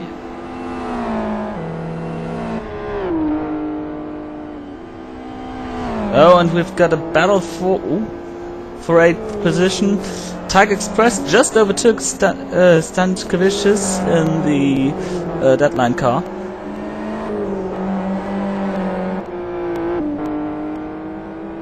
And even pulling away from them.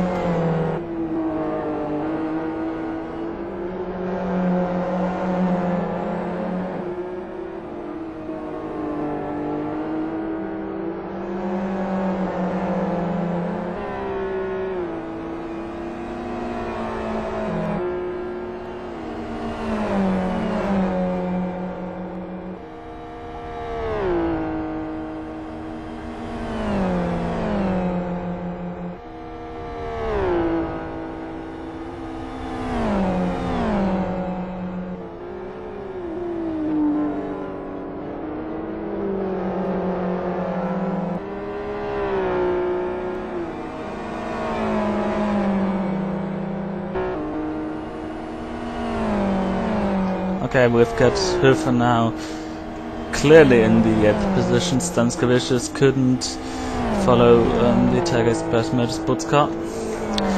Seidel actually in 10th position, gaining the gap gets slower to Stankovicius, and it could be an attack in 1, 2, 3 laps, something like that. But first of all, he has to get rid of Mellon, who, although he's a lapped car, is still fighting for the position.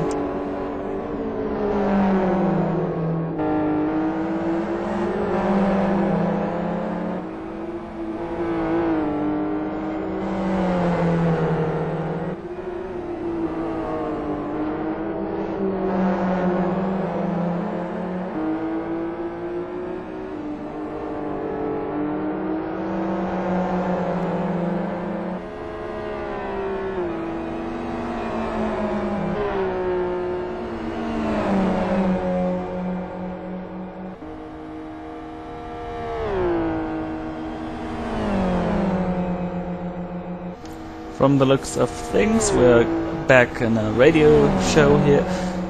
It seems like MultiPC has got some problems today with guaranteeing the picture. Hopefully this will change to our next events on MultiPC. This will be 12th of February, Olympic Light Winter Series. From Blackwood, the Winter Grand Prix actually, starting 19 UTC.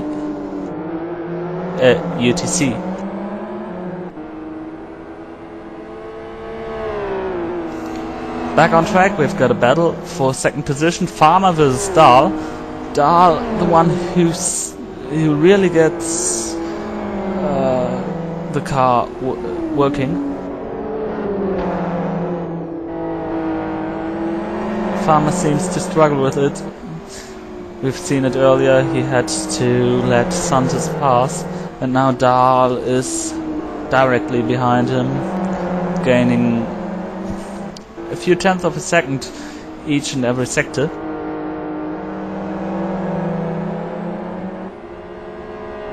Farmer hits the wall, outside wall, in the penultimate turn, and now Dahl is in the slipstream. Takes the pit wall sideline. Oh! Farmer smashes into the side of Dahl. Oh, and contact between them, and Dahl spins behind the kink. Luckily, Farmer spins, sorry. Farmer luckily was in the right, ended up in the right direction. Now he's got to reverse. He spun again in the first hairpin. Not good for the Danish racing team.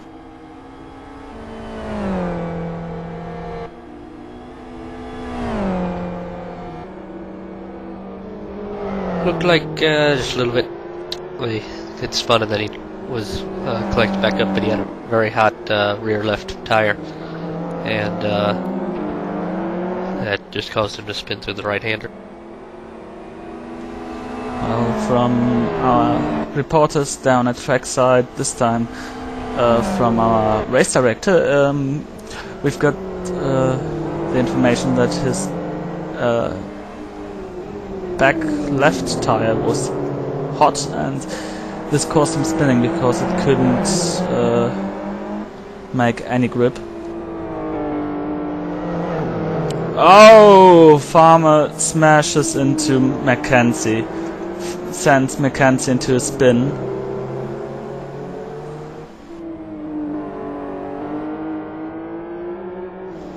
This was more than avoidable from my perspective. This could end up in a penalty.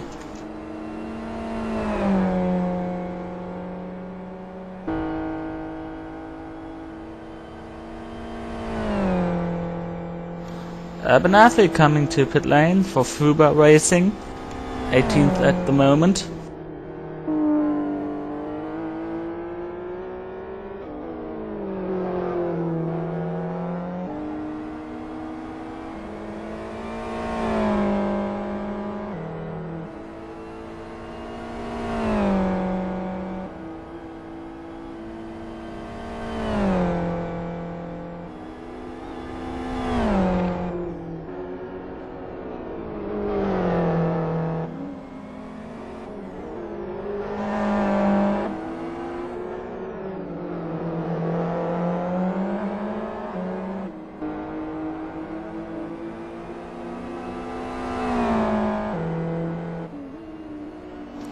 Andy O'Brien slowly approaching McGowan in the 777 racing car.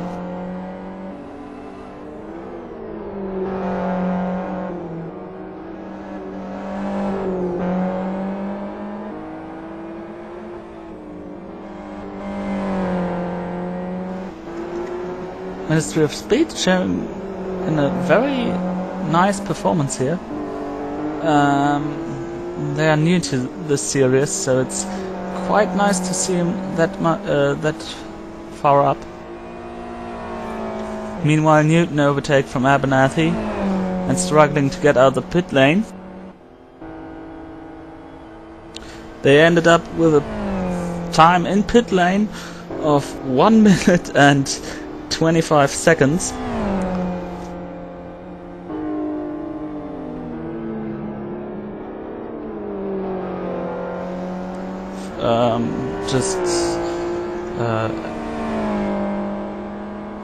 That was quite a long time. Andy O'Brien now setting McGowan under pressure. Andy O'Brien has spent just 39 seconds in his first pit stop in the pit lane.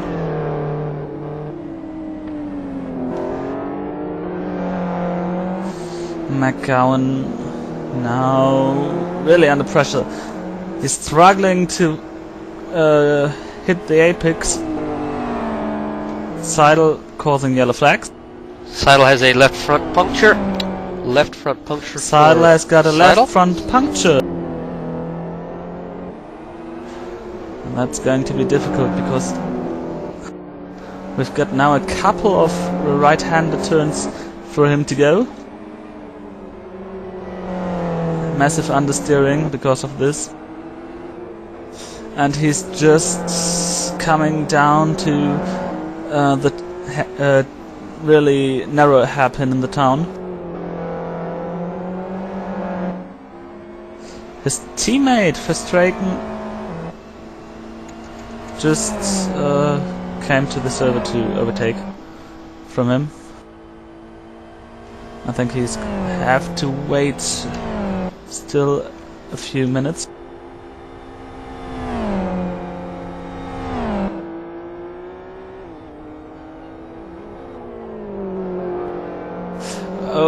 Andy O'Brien was side by side with McGowan. He made the outside move, coming into the town under the underpass, and actually he made this move stick with some contact, but he made this move stick, and he is now 3rd position.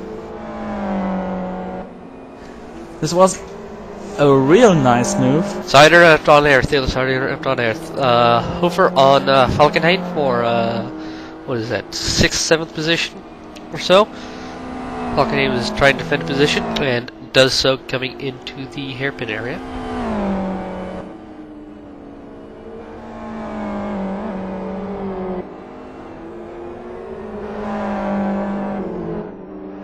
Yeah. Oh, and we've got the Conquest racing car spun by the Deadline car, but just a few 100 meters behind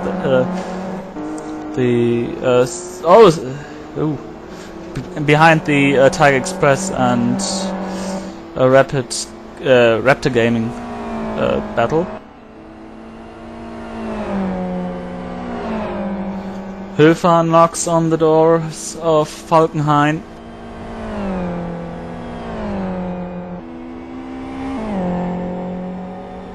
He's now in the direct slipstream, and as we've seen today quite a few times, the FXR is quite good in the slipstream of an FZR. He pulls alongside Falkenhayn, and Falkenhayn lets him pass. It is very dangerous to defend the line through this first king, so it was the smartest move by Falkenhayn to give up the position and let Höfer pass.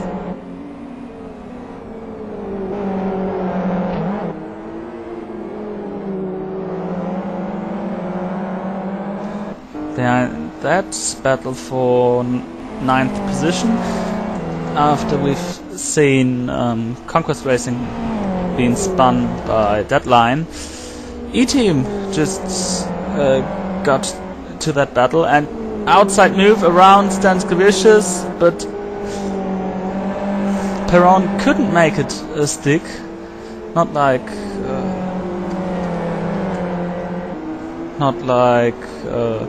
up in front O'Brien earlier.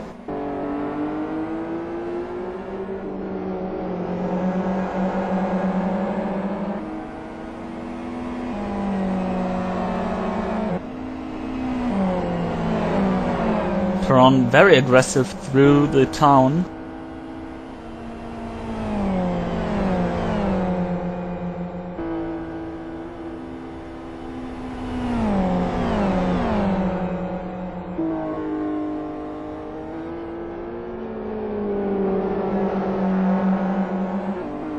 The E-Team car overall doesn't look too well.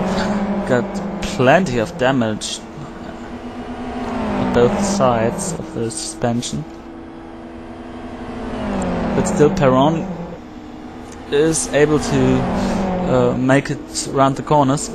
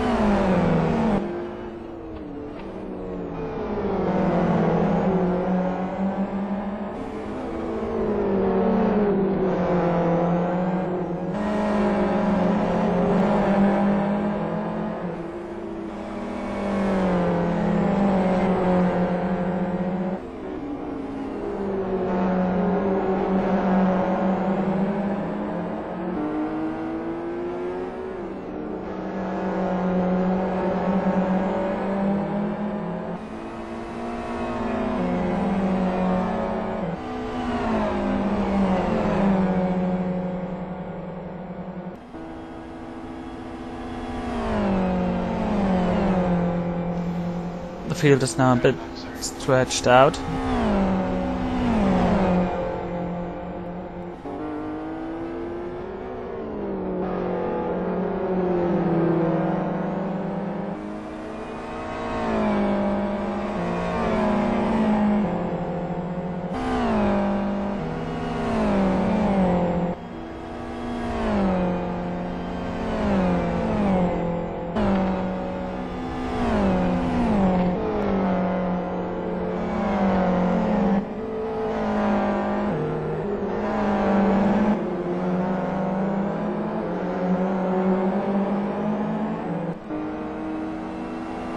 Oh, and Perron spun.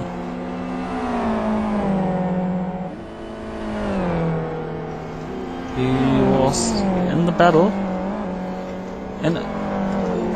And Falkenhayn also. Falkenhayn's car doesn't look too well. Seems to have made contact with either other cars or the wall. Maybe even with Perron.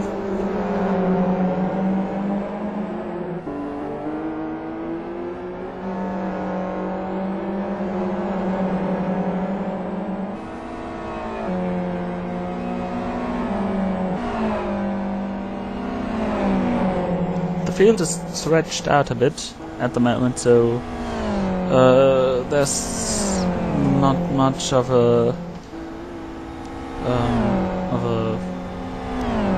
position fight. Schneider's getting a drive-through penalty for the team formerly known as Infectity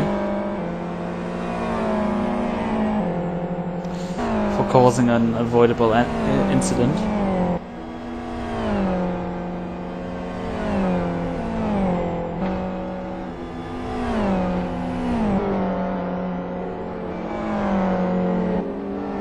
Meanwhile, Hartwig will give his car back to Stibbe.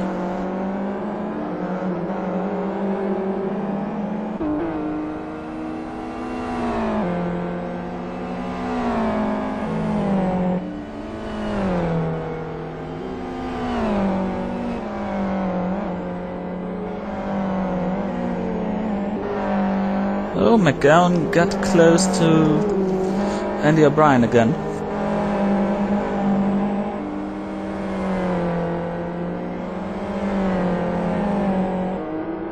There now. Well, 3 or 4 car lengths behind each other. McGowan is 3 or 4 car lengths behind Andy O'Brien.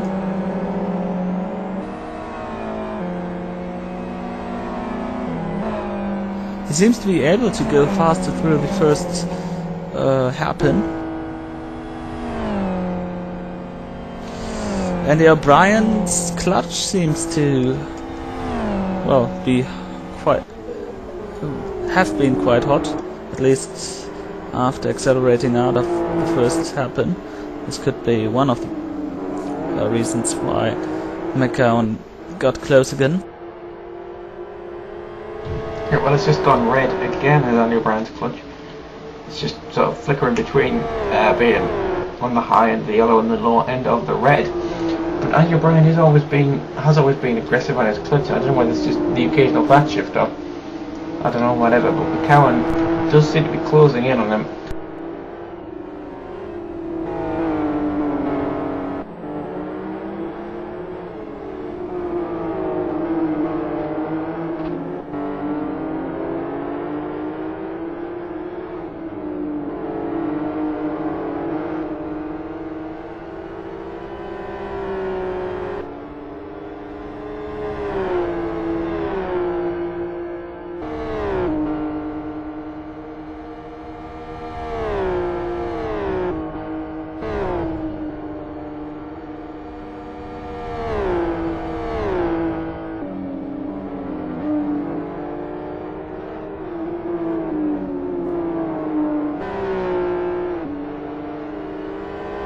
Tenth position.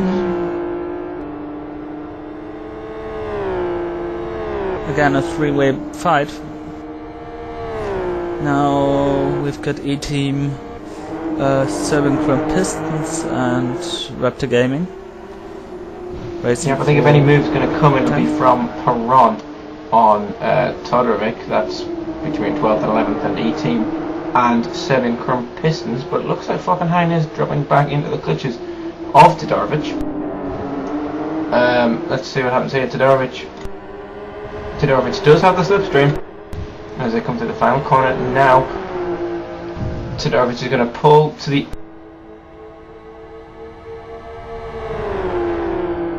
outside. Oh, I'm lagging out. Oh no, I'm not. They are in fact side by side. Falkenhayn turning in on Serving Chrome Pistons car through the kink. Still side by side.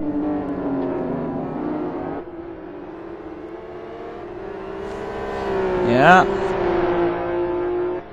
And now Falkenheim has to defend his position against Perron. Perron going to the outside, entering now the right-hander. And does he make the move stick? Yes, he does! Again, a great overtake at this point of the track.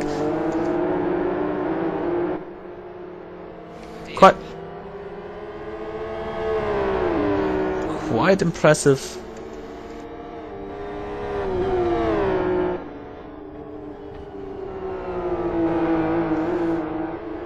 Now A-Team is on the chase for 10th position. 10th position at the moment belonging to Todorovic.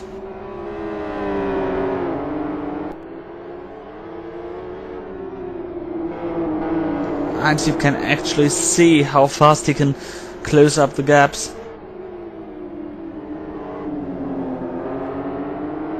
Todorovic turning into the pit lane.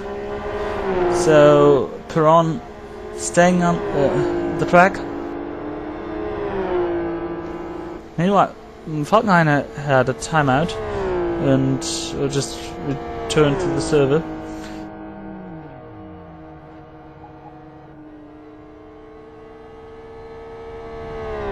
So Michael Booth is on 11th position,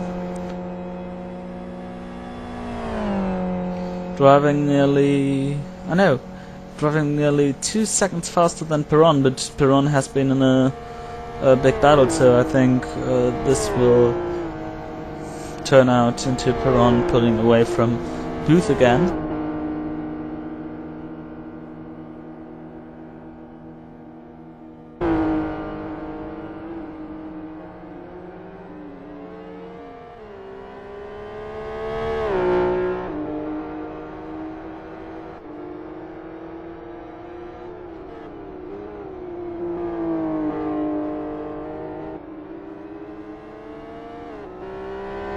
Well, Sant is leading up in front with a very comfortable gap of nearly half a lap.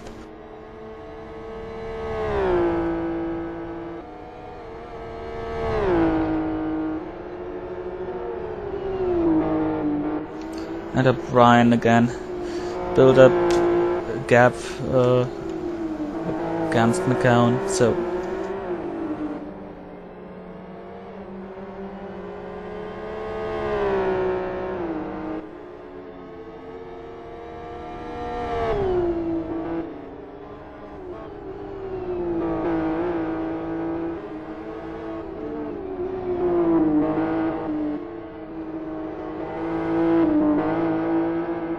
Skvicious now fighting against Young.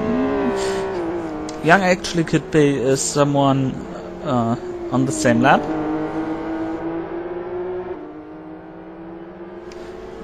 Because the Team America, that's the theme, the skin theme, they have time out earlier, so it could be they are on the same lap. Now they've passed. Oh no, haven't. Couldn't make the move stick, trying to go around the inside of this triple right-hander.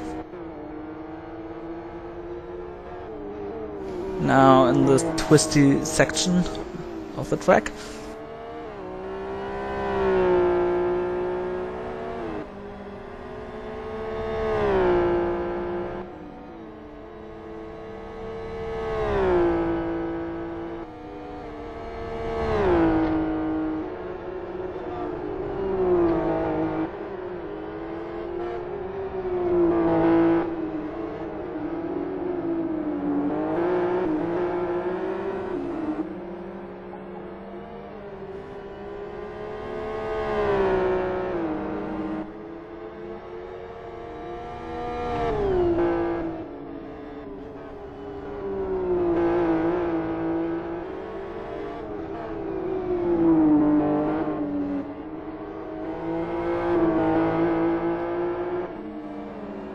Ooh.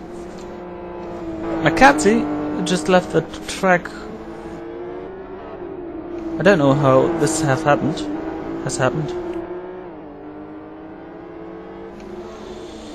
However, he disconnected from the server. His race is over. Quite bad, because they've been in quite a good position for them.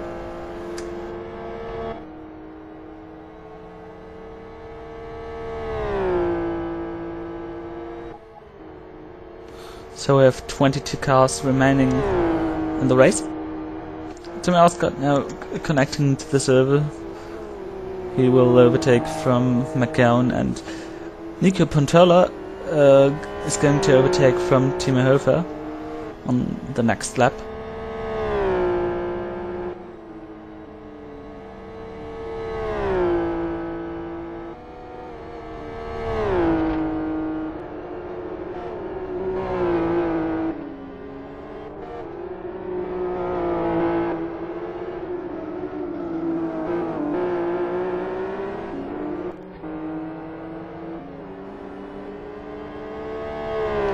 Top 7 are still on the lead lap.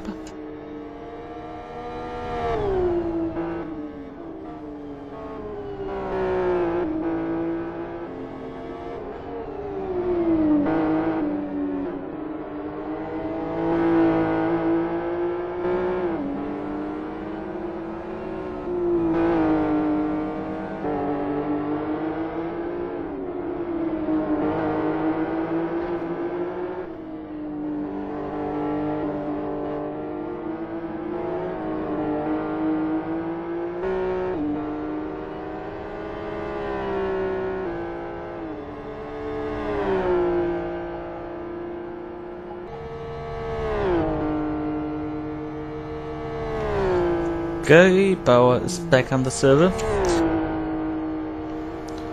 He will be back in the number 17 car from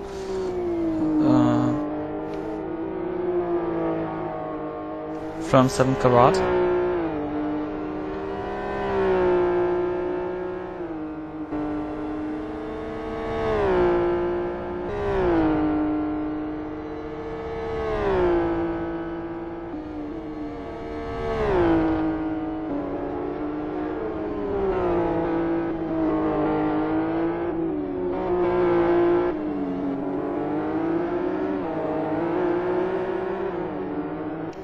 If Gebauer can get the speed back he's done in his first stint, it could be that that Core's lead is in jeopardy again.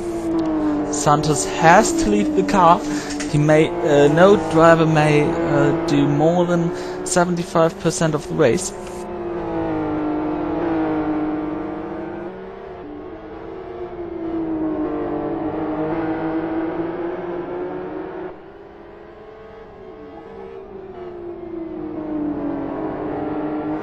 Now Christian seemed to have heard me, or at least Santos told him that there's some rule or something like that. However, he's going to overtake the currently leading car of Santos for Core Racing.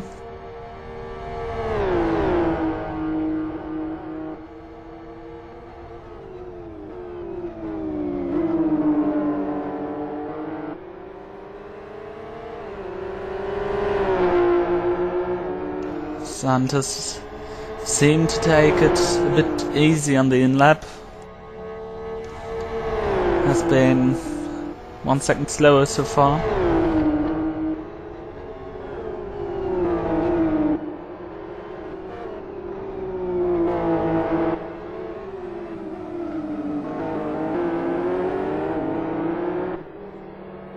So Santos is in the pits.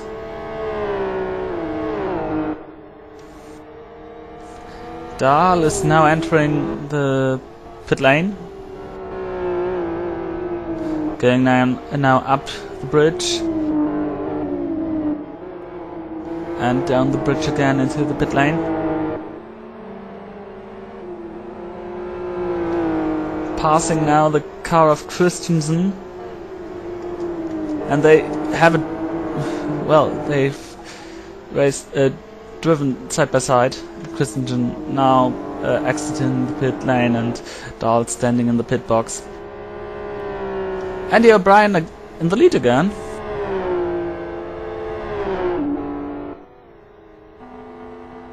He's about 10 minutes time to get his mid-entry driver change done.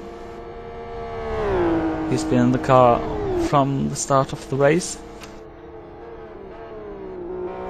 And Gebauer now in the car of 7 Karat, chasing Christensen in the core racing machine.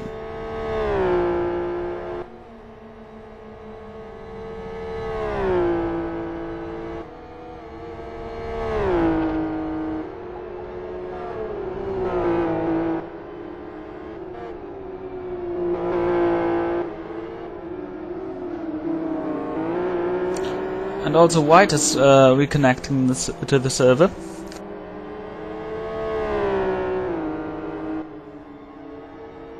He will take over the car of... Oh, we got a spin! Cone Dodgers has spun coming off of the motorway. Had contact with car 31. And has spun a few times. Not much damage, but lots of time lost.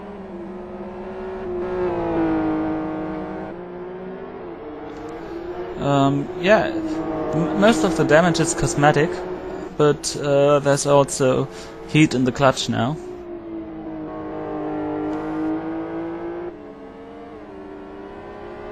Oh, and Johnson is now taking every wall with him. Sasha Riekler now joined the server. He will overtake from Michael Booth.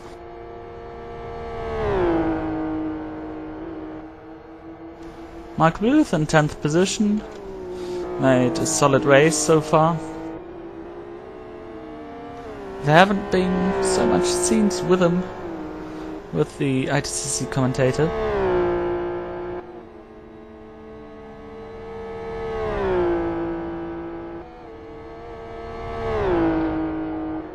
But even though he haven't been involved in so many incidents, his cars seem to be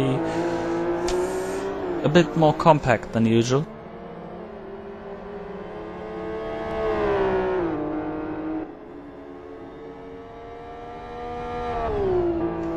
Booth now in the pit lane.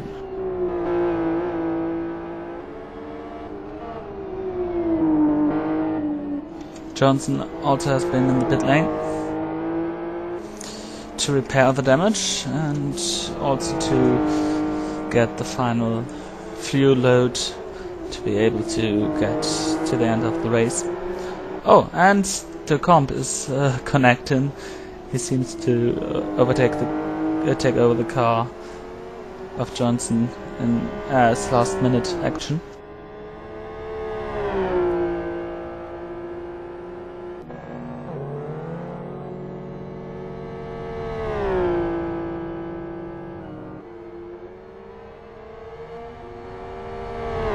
Stibby starts to getting on Christensen's nerves, it seems.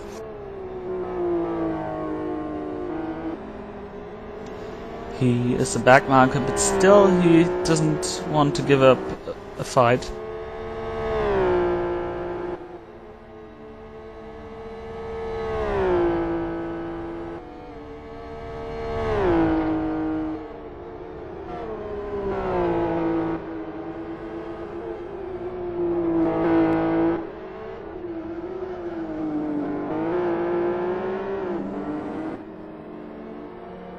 If you're wondering why it's just me talking here and sometimes Deco from the race administration shouting some nice facts into the stream, my dear mate Chris Wilkinson disappeared because of some computer issues.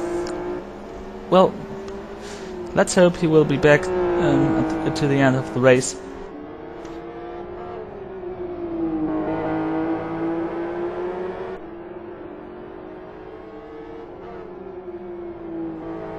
Andy O'Brien overlapping Mears and now overlapping Holmberg, both making pretty nicely room.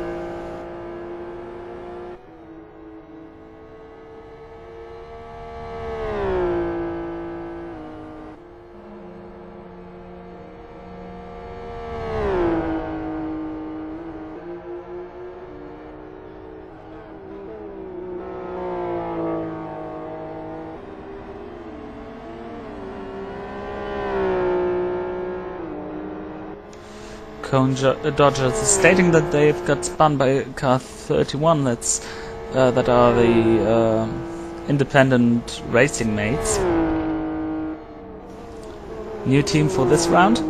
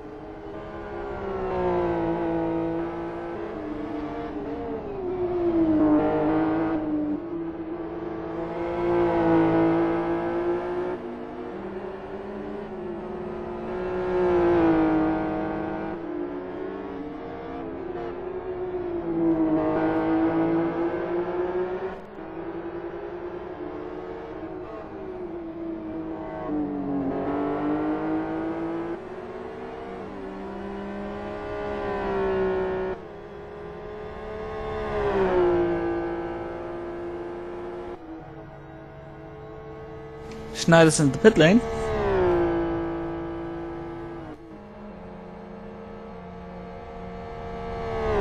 For Snorgard, Dragon.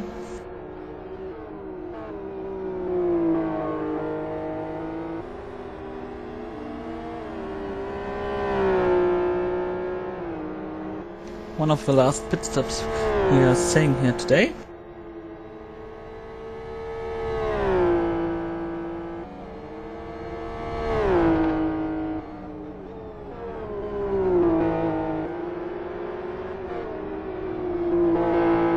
Still we're excusing for the blue screen on multi-BC.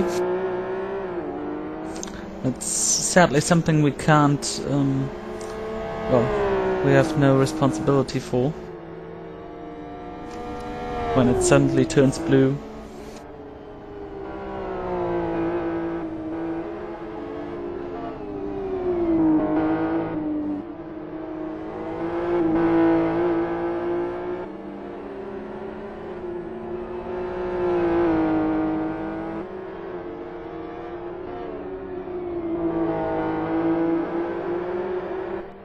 Since the drivers change, Gebauer has won 5 seconds over Christensen. 5 down, 15 to go. It's a long way, but we have still about 48 minutes left. So it could work out.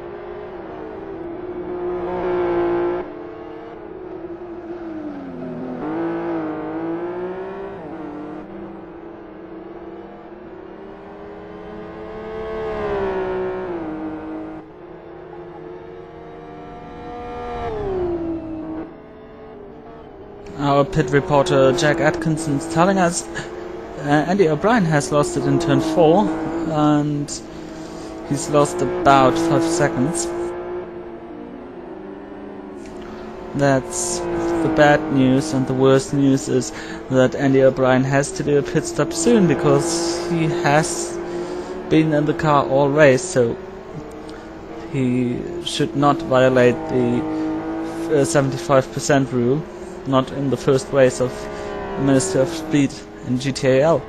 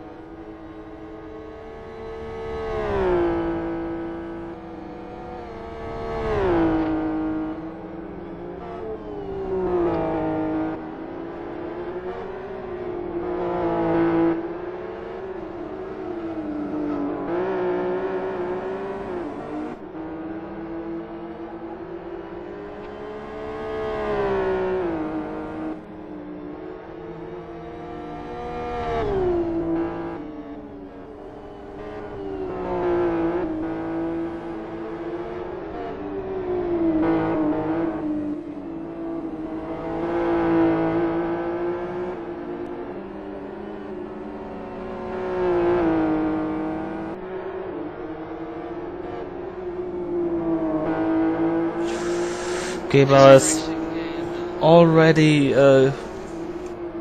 gaining 1 second in the first 2 sectors. Quite massive.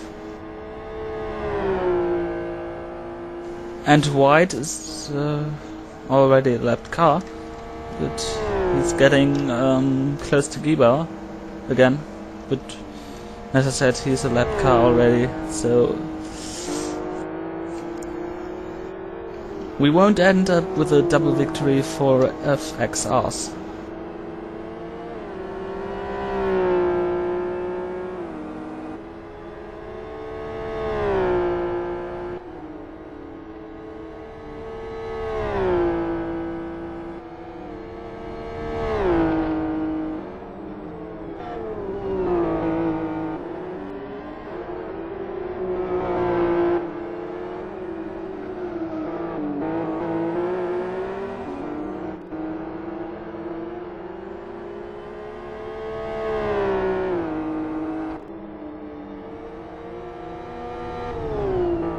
The 75% is based on laps complete, and so yeah, we won't exactly know until after the race and after I rerun the entire race through the tracker.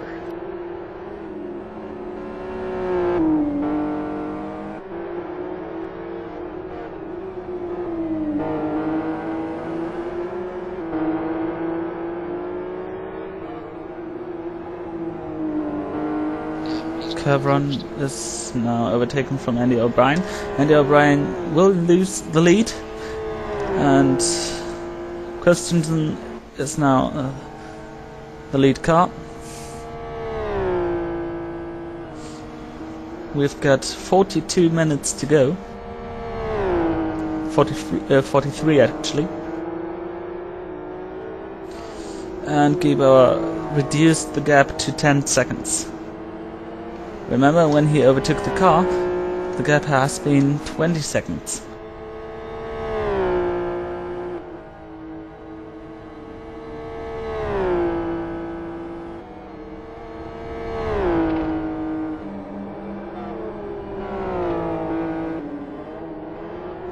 Chevron returns to the track in 3rd position.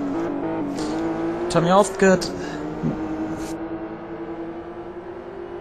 is in 4th. He will now take a serious look at the car of Ministry of Speed and hopes that he will be able to overtake Chevron before the checkered flag comes out.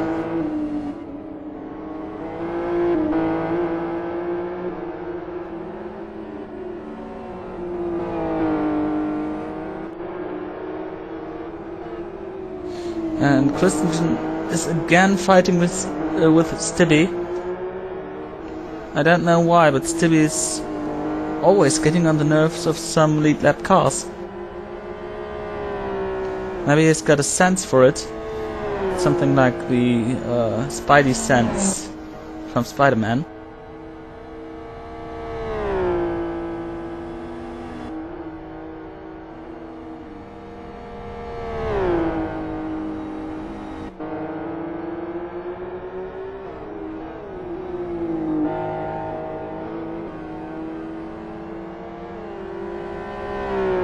And with Stibbe on the bumper of Christensen, Gebauer is only 8.4 seconds away from them.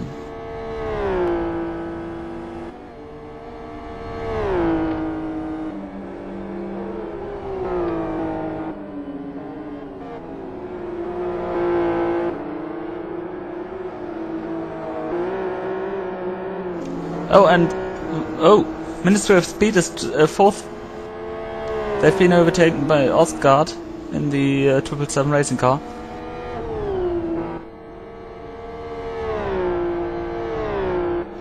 Now, what have happened in the IRCIC that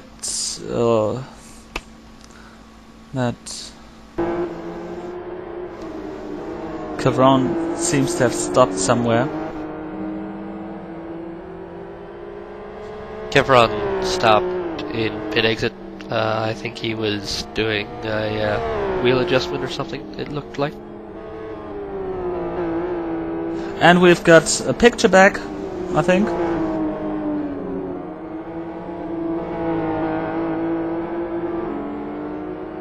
We seem now to restart LFS. LFS just giving us black screen.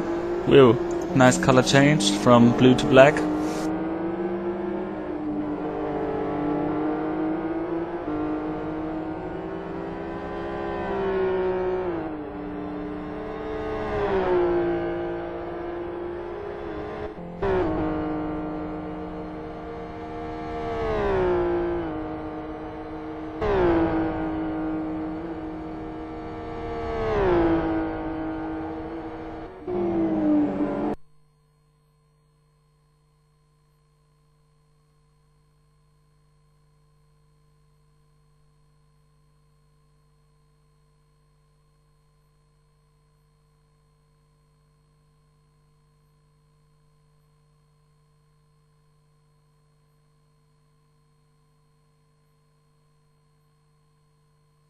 Mailinger from Darkside Racing now takes over the car of Randy Young. Darkside Racing and Something Awful having one car entered together.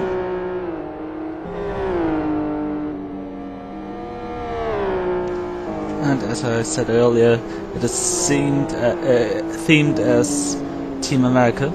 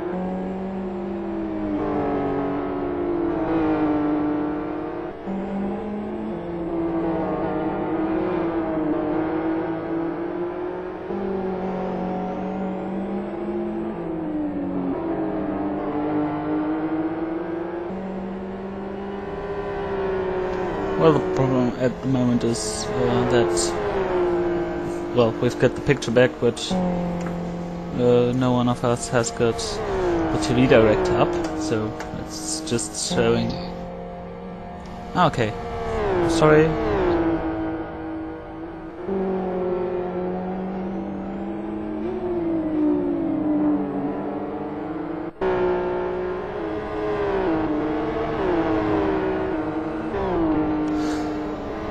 So I think we are now on Christensen.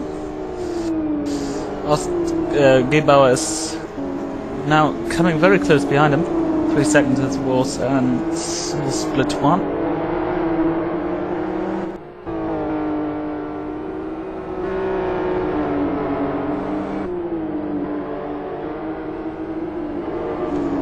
He's driving 1.5 seconds faster.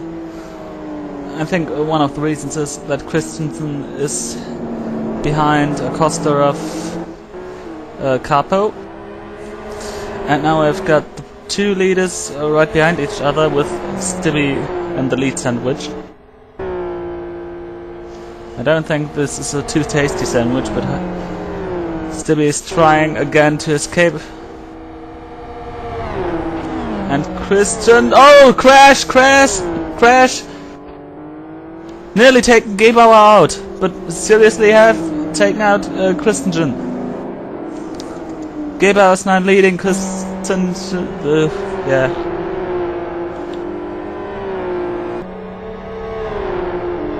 Yeah, 7 Karat now leading. And Kor in second position.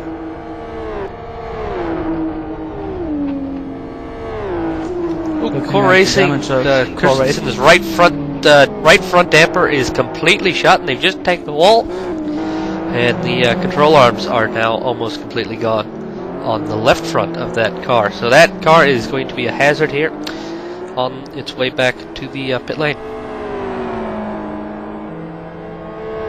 Very bad situation. Kor has changed to the FZR to be able to race for the win, I think, after Kent O'Keefe is not on the car any longer because of his ban of GTAL.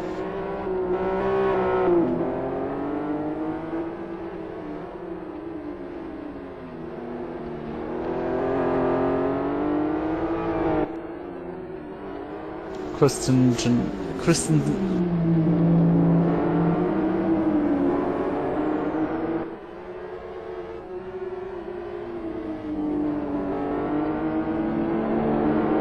And Christensen now finally got into the pit lane entrance.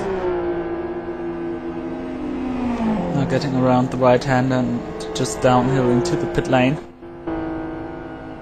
So we've got Gebauer leading, Oscar second, and just in a few moments there will be Ministry of Speed Cavron in third position.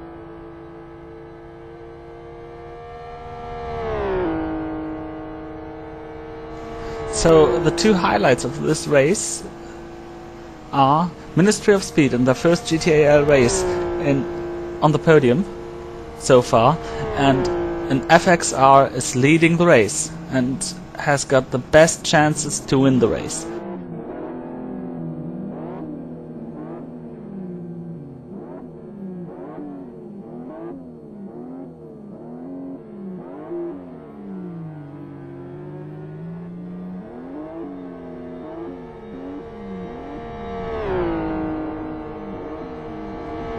Christensen still not out of the pit lane.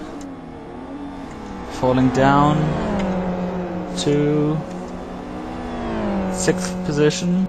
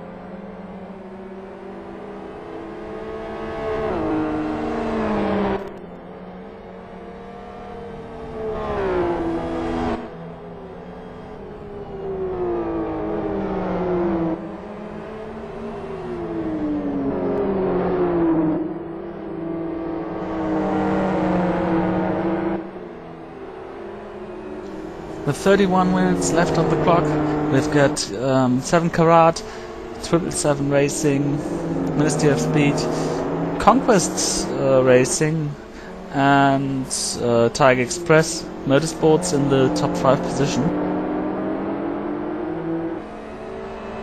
Tiger Express now fighting with Racing Radicals down the start-finish straight, now into the S's of the Kings and then into the Hairpin, and Racing Radicals had the better line there. Could make the move stick. Racing Radicals also had a timeout, so Mears is... I don't know where he is.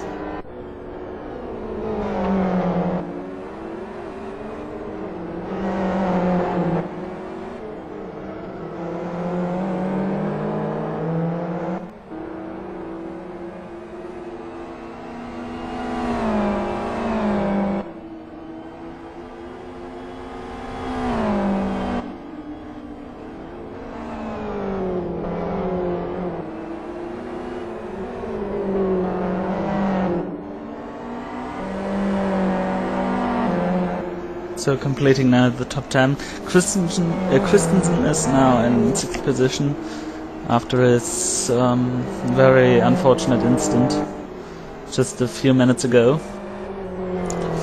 7th is 7 Chrome Pistons with Todorovic now in the car.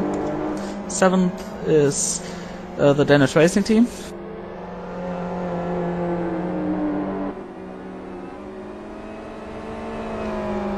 Well, they haven't had a great race either. They've been in the lead and at the end of the first stint, after 7 Karat went into the pit lane. But now they are down in 8th position.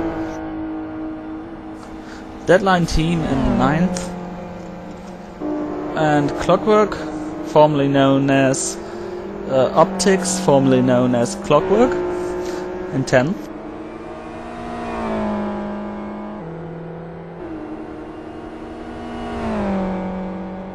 So there's been a lot of name changing before this round. Example 1 was Clockwork, who changed back to Clockwork after running round 2 as Optics.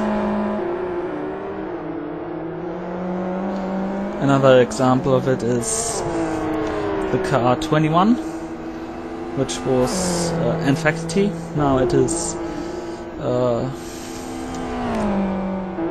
Snorgard Dragon.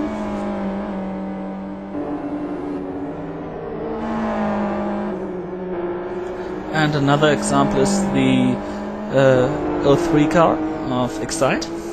At least it was entered in round 1 and 2 as Excite Racing.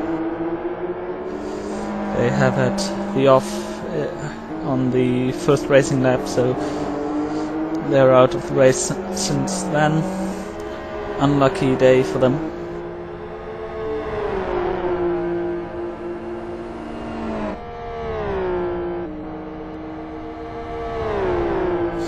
Yeah, and Todorovic now coming close to Christensen, having now the slipstream through the kink down to the hairpin, and now up to the motorway. Christensen with a slight wiggle there through the through the turn.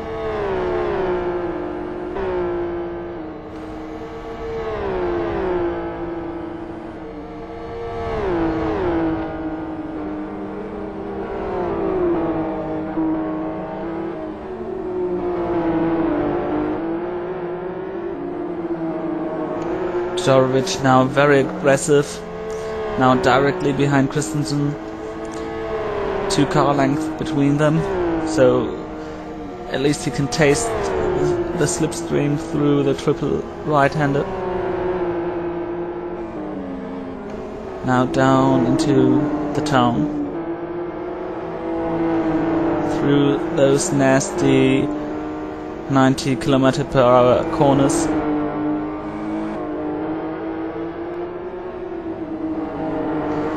Now coming into the third and final hairpin,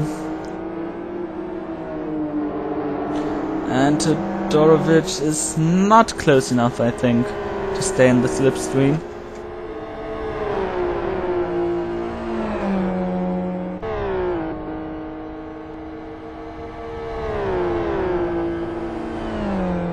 And from further behind, White is coming with unbelievable 1.5 seconds a lap.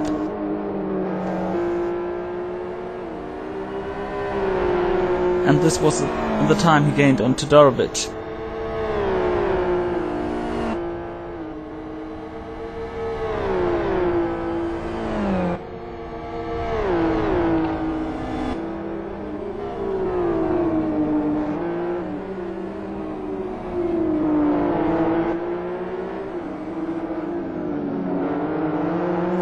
There was contact between them.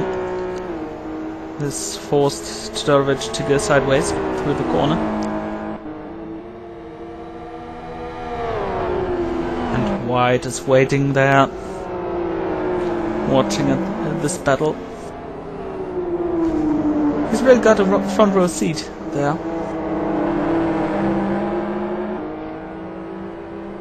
Oh.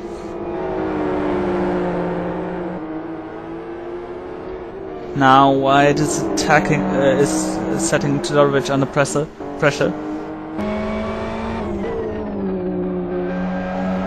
Todorovic himself is setting Christensen under pressure. And now we've got a 3-car train there.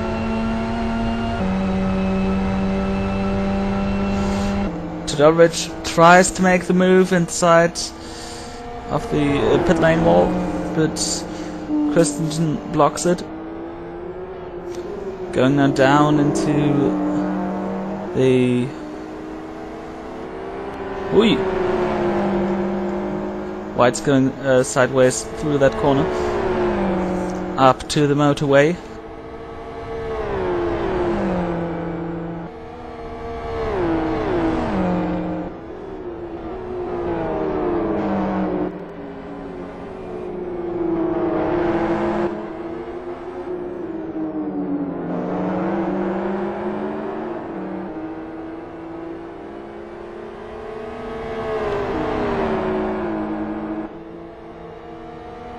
White's trying to take the inside line through the triple right, sending with a slight contact to Todorovic into the wall, but making the move stick. He's in 7th now.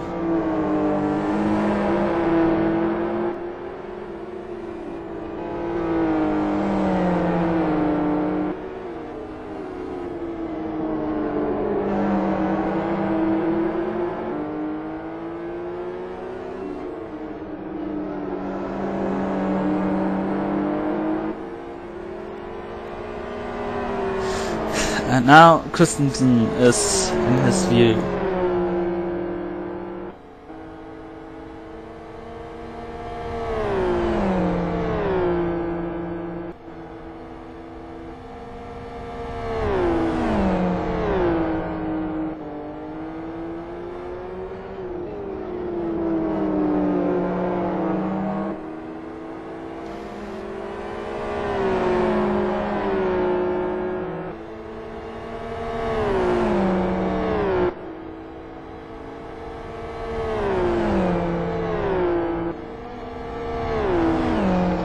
It would be a great day for policemen, as this is a city course. You see sometimes road signs at the side of the track, and if you look closely to the motorway section, you see that there is a sign limiting the speed to 80 miles per hour, and the cars are much faster there. So it would be a good payday for the policemen there. However, White is now behind the 20 car.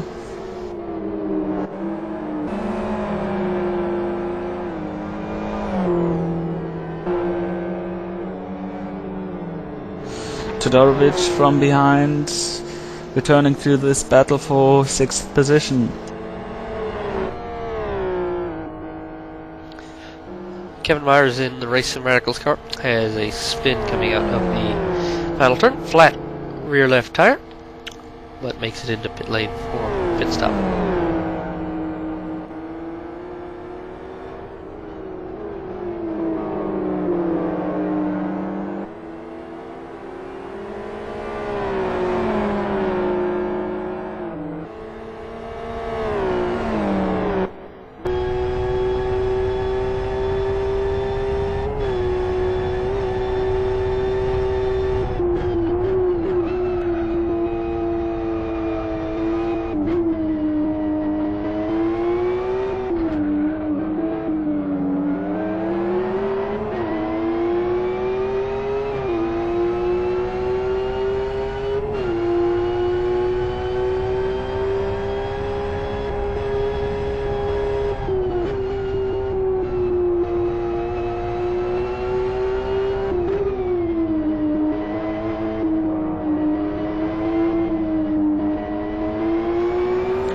right in the middle of two FZRs trying to go around the outside, but there's no way around it. And now inside, diving, no overtaking point actually, but he nearly makes the overtake. But he was also nearly sent spinning by Todorovic, who put his nose into the outside of the car.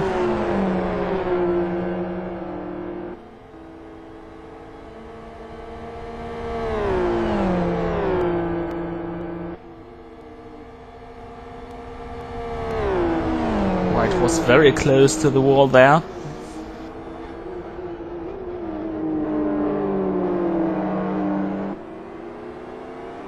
I think at this point of the race most cars would end up with no side mirrors in real life.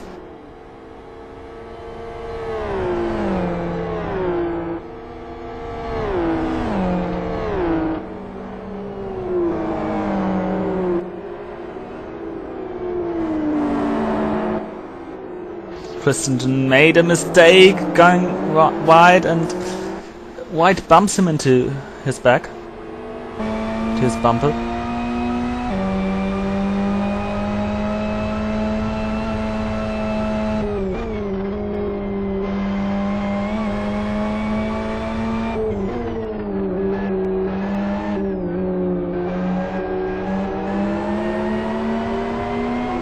Now he's really searching a way around the core car, but he can't find it yet.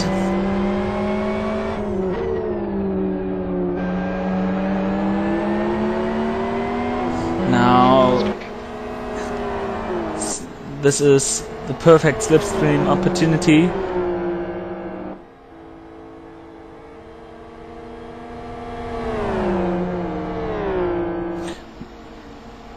He's pulling it alongside Christensen.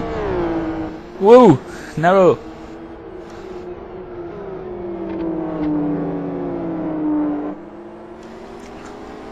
But he couldn't profit from the slipstream. Now he's having a slightly overlap there. Now back in the slipstream, White's trying to get it on the inside, but this is also no overtaking point unless you do it as we've seen it earlier on the outside a few times.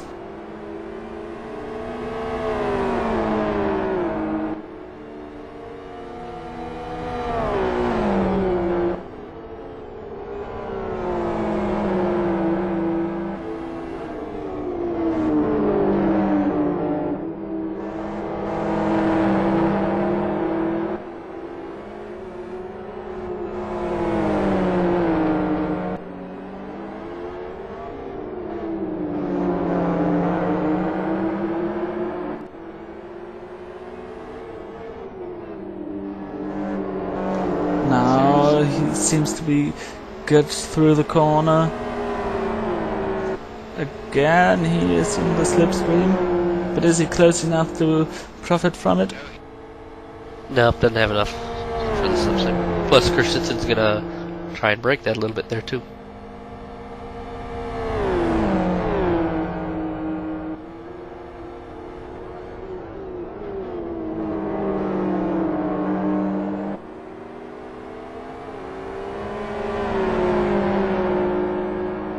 There seems to be no way around Christensen so far. 15.5 minutes to go.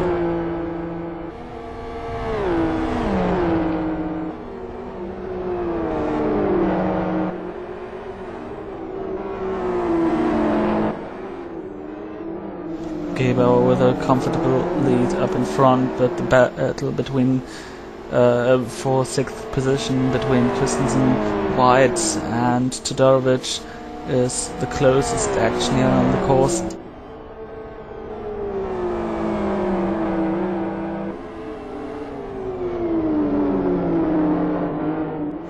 Oh, White misjudges the apexes there.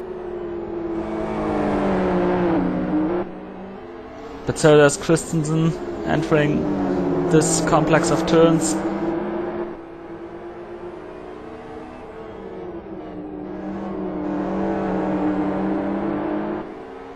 And now he is in the slipstream again. Christensen will try to break the slipstream on the long straight, and we've got the 06 car of Xeon Racing timing out. White pulling into the inside of Christensen, they touch, but whoa, they stay on the track.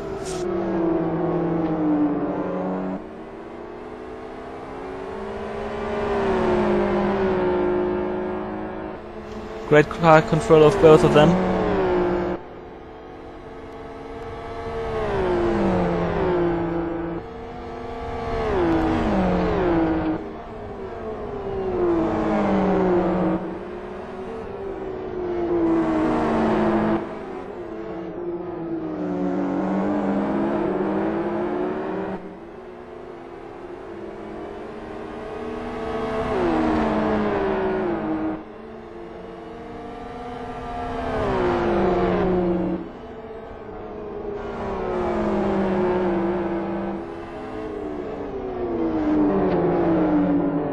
Top 4 cars are still on the lead lap, and they are entering now the 100th lap of the race.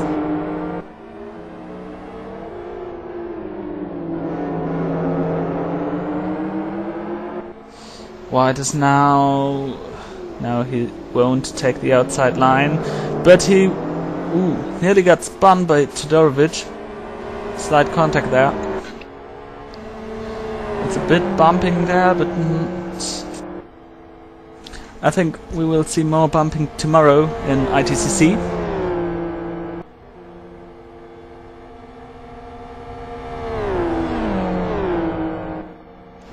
The ITCC weekend live on livestream.com/ITCC.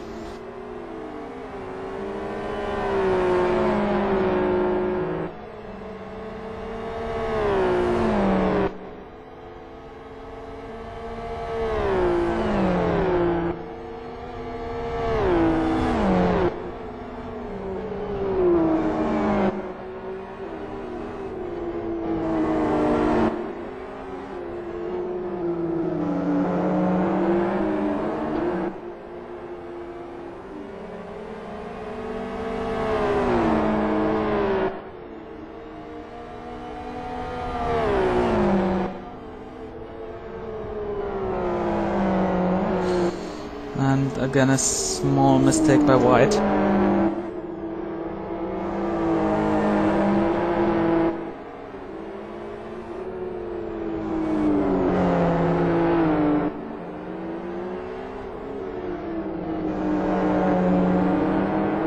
And a wiggle by Christensen, and White takes the position, going round the outside through the upper and makes the move stick.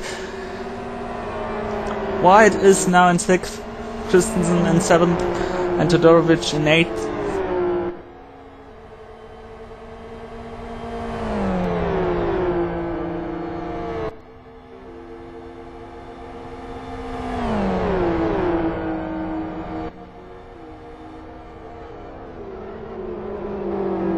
And just behind this three-way battle for 6th, Tommy Osgaard will be coming, the second place man, to come and try and lap through them, so that could break up this battle or cause problems for 777 race.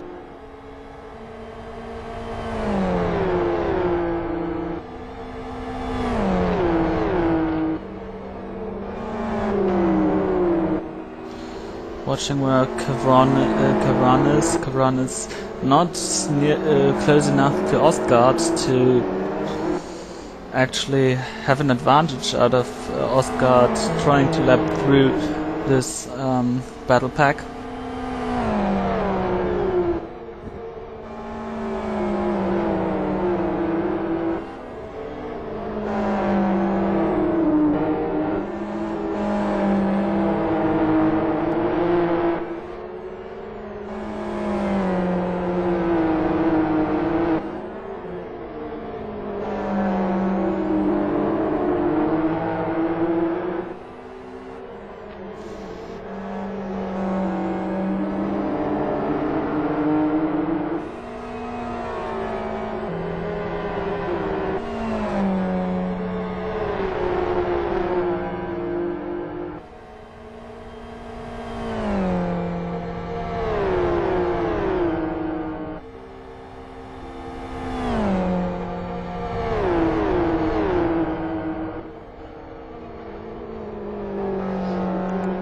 be honest here with you, Thilo, here, and I think that Tommy may have caught these cars battling in perhaps what might be the wrong spot. He's going to get stuck behind them for a little bit.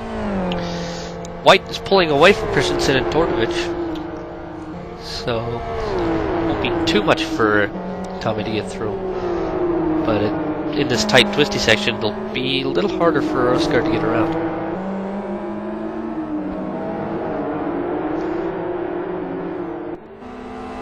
Especially with those actions, Todorovic was again knocking on the doors of Christensen. But this makes it relatively easy for Oscar to pass Todorovic. Now he's got Christensen in front of him.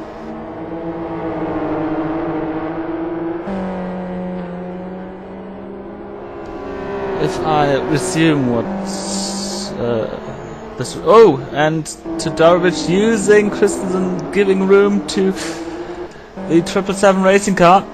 At least trying to.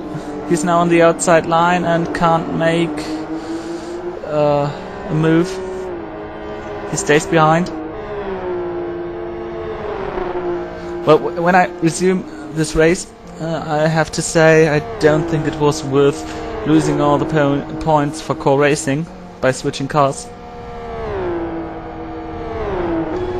This hasn't brought them any advantage yet.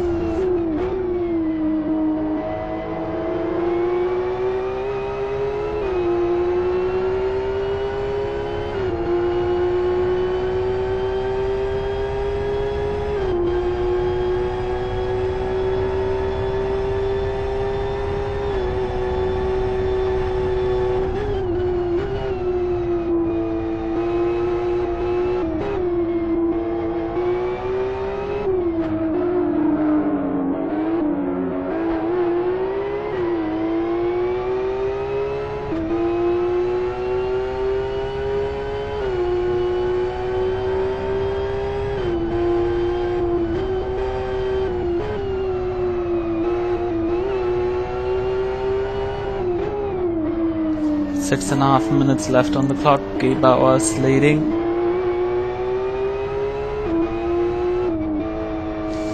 He most likely, if nothing else happens, will win. And I don't hope. For me, that's something like indicative 500 happens now, where just after I said it, one of the leading guys crashed out.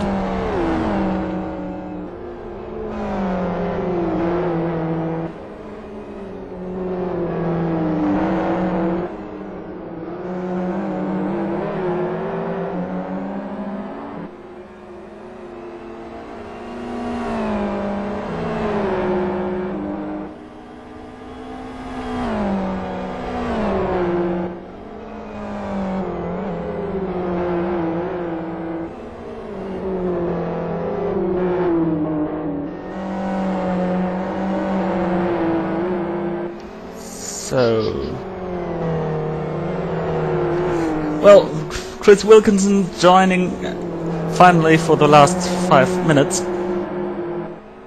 At least if he's not watching something else. Yeah. No, I'm alive. For a change. Incidentally, according to what I've seen, Gebauer has lapped up through the top, or up through 4th, so only the top 3 are currently on the lead lap according to what I can tell right now. This seems to but look at Todorovic and Christensen though. They've been at this for the past 25-30 minutes or so. White was in it, he finally got around Christensen, but Tortovich and Christensen have been keeping up for a little.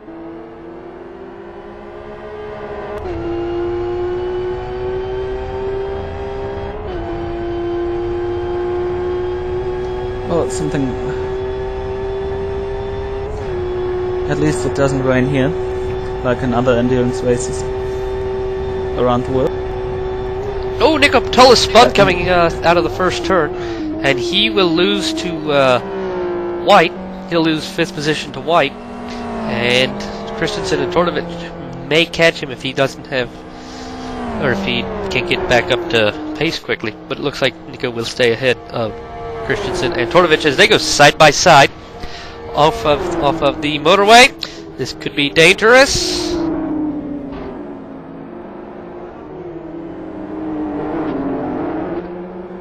Well, Christensen just hit the wall there, and he has lost the place to Todorovic as they come through the hairpin. But yeah, Christensen ended up in the wall as Todorovic just sort of leant on him a bit and put him into the wall there. And Runas is probably going to gain a good bit of time from that on Christensen. I don't think Christensen will... Oh, he's wide again, is Christensen. And that will give Runas going down the inside. Christensen somehow holding on to that. I don't know how he held on to that and didn't spin out or have a problem or something like that, but he manages to hold on to 8 somehow. But yeah.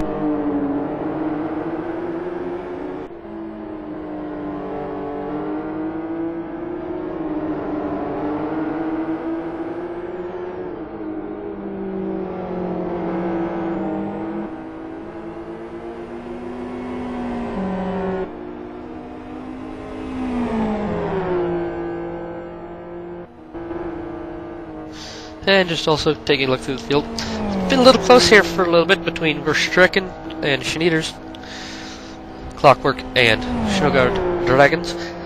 We'll keep an eye on that for you. While we keep an eye on Christensen and Runas, who are very close together coming out of turn 1, Wilco. Yep, I think Runas will probably... Well, yes, Runas will definitely get the slipstream as they come out of turn 1. There we go. Runas around the outside of Christensen. And Runas around... Yep, Runas has also made the move on Christensen, as you can see. I think you can see anyway. And Christensen, again, just doesn't have a reply to that.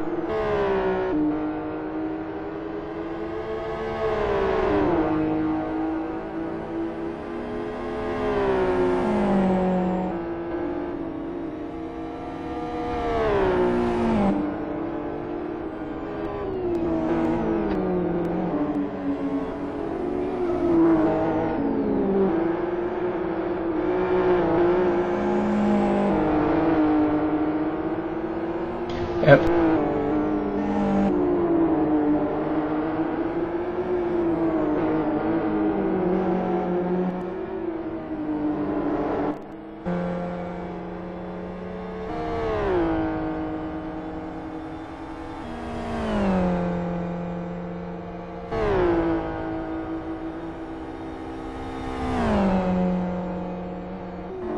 Two laps left.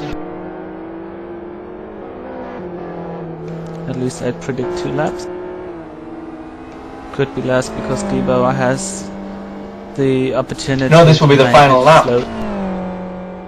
Oh, will it? Yeah. No, I don't think it can be. I think he'll cross the line with about 10 or 15 seconds left, unless he takes it slow, which he might be able to now. Yeah, he is able to. The biggest question of the race, will Gebauer make it slow? 30 seconds on the clock. He's got 30 seconds left, and it's about 15 seconds before the line, so yes, definitely last lap signal. Oh, and that's Newton spun around on the exit of the penultimate corner as well. Yeah, it doesn't look like he's going to back off, actually. He's now on the pit straight. Going flat out. 10 seconds left, and yep, last lap signal is up, as time will expire in 5 seconds.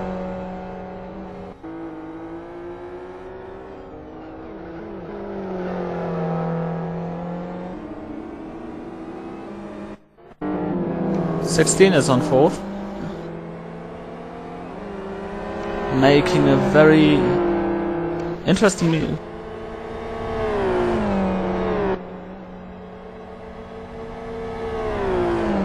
Yeah, looking at that Conquest Racing car of 16, he's up into 4th, but the damage on that car, especially on the right hand side, is phenomenal. He's got... Schneiders just over to Christensen. Core now down in.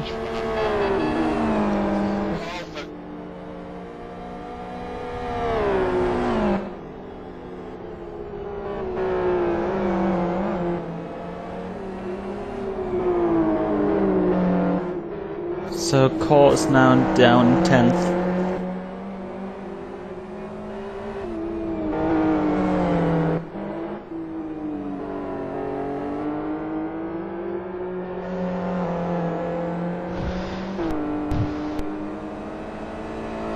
But here is Gabala of 7 Karat in the FXR, and they've come from 2 drive-through penalties early on from that lead that they had, and now they're coming across with 3 hours gone to take the win here at South City. And that's a brilliant result for 7 Karat and for the FXR as well. It's the first time I've seen the FXR win a race in the GTAL Championship and win anything ever. Stunning drive from Gabala, especially from 7 Karat.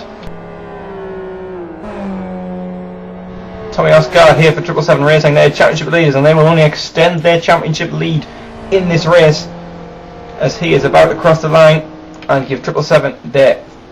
Actually, they've won everything except here and still never been off the podium.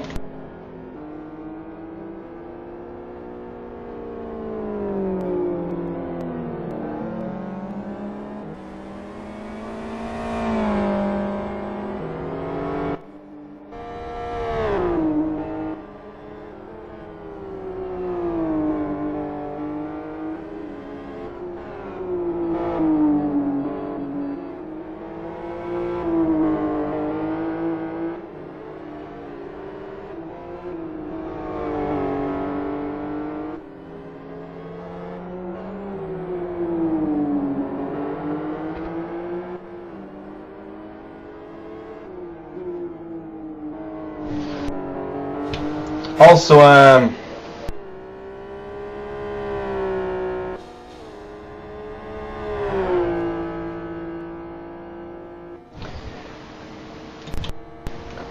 also coming over across the line now in the 3rd and final podium position is Ministry of Speed, first race in GTAL this season, and that's a stunning result. A good drive from Andy O'Brien early on, and Kevran's finished the job off here today for Ministry of Speed. And yep, that rounds out the race.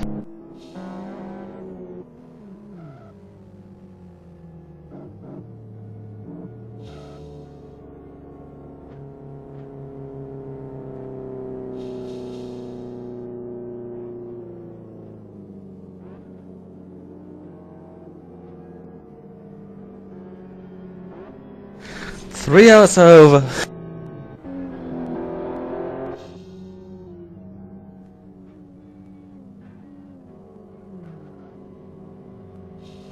Yep, and with the race complete, we can now give you the full roundout of the 3rd round of the Grand Touring Amateur League. And 7 Karat, as we saw, with a spectacular win in that FXR with Gabala really featuring after 109 laps of racing. 777 Racing were in 2nd, Ministry of Speed first race in 3rd place. Conquest Racing finished 4th, coming back from quite a long way back, I seem to remember. TDRT in 5th in the FXR, and Tiger Express in 6th. Serbian Chrome Pistons finished in 7th place with Deadline in 8th. Snowguard Dragons were 9th, with Core Racing dropping back down to 10th later on in the race. Hotweight Motorsports, the fastest of the XRRs, with E-Team finishing 12th. Sonic Rams Racing were 13th and Corn Dodgers 14th. Raptor Racing brought home in 15th, and Independent Racing Mates brought home in 16th. Race Sim Radicals were 17th in their FXR, with Zion Team in 18th, Sim Racing Lithuania Team in 19th, and Fubar in 20th. International Team Kappa were 21st, Something Awful 22nd, and the final running car was the VM Racing car. They finished 23rd. Excite Racing and Lublin Racing Team combined to make Excite LRT Racing. They were 24. They did not finish, along with Estonian Endurance Races, Whitewater Radicals, Dynamo Motorsport, and Serbian Hell Drivers. Those results very provisional, I've heard from the from our pit reporters. So yeah, I know definitely Thilo's in here. What were your thoughts on the race today? Well, it was a race with an quite unexpected podium.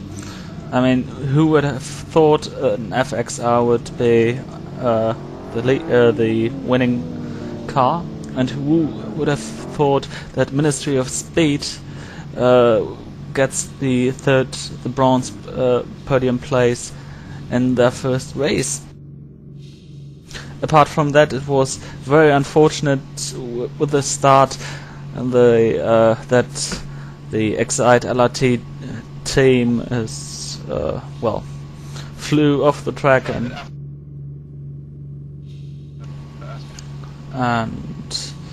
well, it was a very unexpected race, I would call it like that.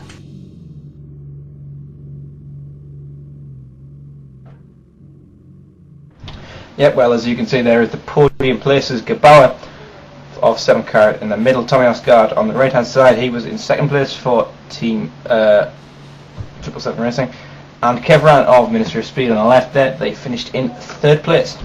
So yes, 3 hours of racing over, and an absolutely spectacular race from 7th car to come back from those 2 drive-through penalties caused by blindness, really. I think you can all is all you can say about that. But yeah, absolutely brilliant racing, and we will see you in a month's time for the next round. 6 hours, it's a double feature length event from West Hill International Reversed in the GTL. That will be on the February 27th here on MultiBC's 3rd stream. Hopefully we won't have the blue screen of death problems we've had today. ECC also returns tomorrow from Kyoto National Reverse. Michael Booth, Jonathan Palmer and Michael Passingham bringing superb come on Chris, superb racing to your screens tomorrow night, starting from